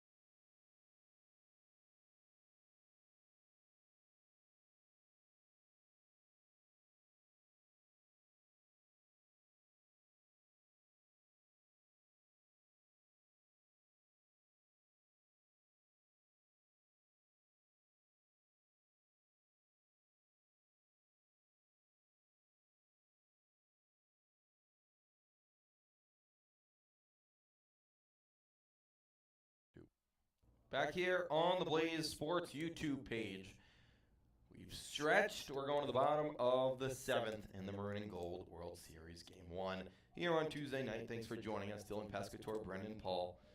Doing Game 1, Kevin Malater and the wonderful Aiden Blank taking the game tomorrow night. Those two are going to do a great job, as it'll be right here on the Blaze Sports YouTube page. Carsetter had a big 3-run bases clearing double in the 5th and swings through with a 1-0, evening up the count against Omelet, who came in with the bases loaded, 2 outs against Ryan Campos, and forced a line out to center field. The 1-1 to Carsetter is high and in. In the last inning, Brenden, we brought up the World of Illumination, which is a company that comes into big parking lots and sets up Christmas lights, and you can drive through them. 2-1 almost catches Carsetter in the hands. He gets away 3-1 with nobody out, nobody on. And I mentioned how saw the lights, pulled off the highway, and they got me. They reeled me in with the lights and how cool it was. It was right near Christmas. The 3-1 from Omelet, the righty, is popped up foul first base side at a play. Got off the highway, saw the lights, said, oh, let's do it. Me and my girlfriend. I got there, and Brenden, we're going to play a game. It's called The Price is Right. Now, you're not going to be guessing houses here. You're not going to be getting any big prizes. The 3-2 to Carsetter is high and inside, ball 4. Another walk from either team. It's been a walk fest so far tonight. Carsetter starts off the 7th. Maroon down 1, and there's the tying run on first. We're going to play the game of how much was it to just drive through. All I got to do is drive and tune my radio. I listen. You can take as much time as you want, depending on the car behind you if they honk at you. As they check over on Carsetter, he's back in safely. The batter is Eamon Lance, the right-handed hitter. He's playing first base tonight. They only drive. All they do is supply the lights, and they supply the music on the radio station. Takes about, I don't know, 10 to 12 minutes to drive through it all. It's pretty big. First pitch to Lance is outside 1-0. Let's start the bidding at $25. Higher or lower? Ooh, 25 with that. 12-minute drive. Should be lower. I agree with that. Pop up a mile high in the infield in foul territory. The third baseman, Kropel, is under it and makes the catch for out number 1. Omelet forces the pop out in foul territory of Lance.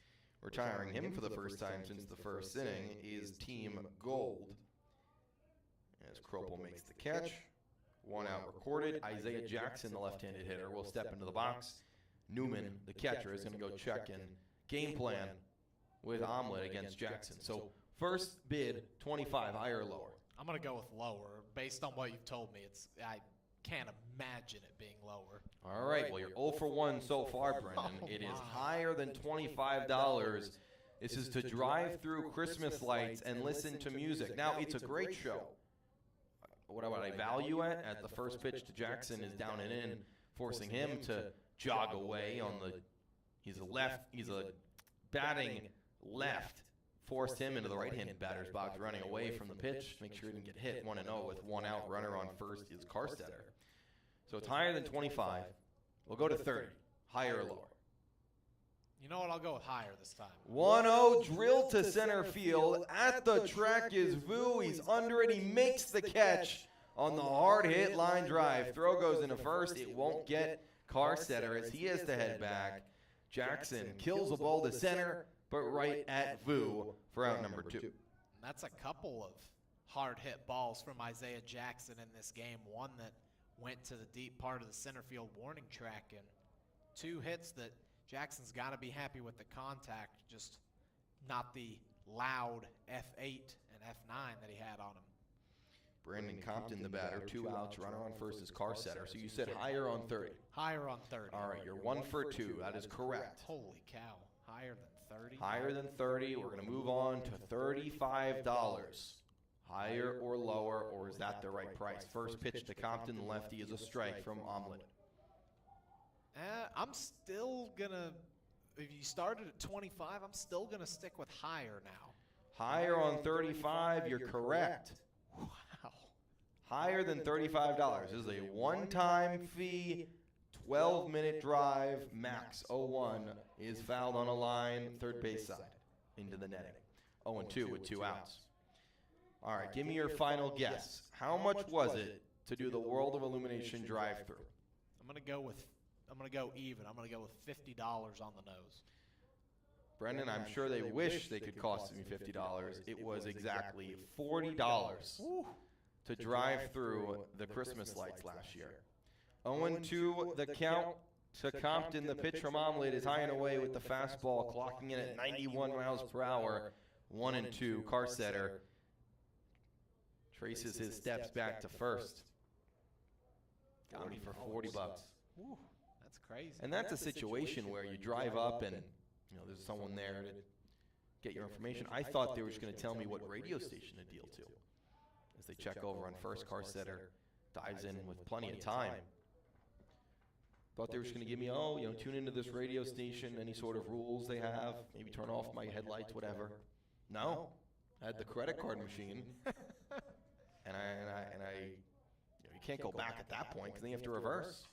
The 1-2 is off the fist, down the left field line, fair, caught by the third baseman Kropel on a hop.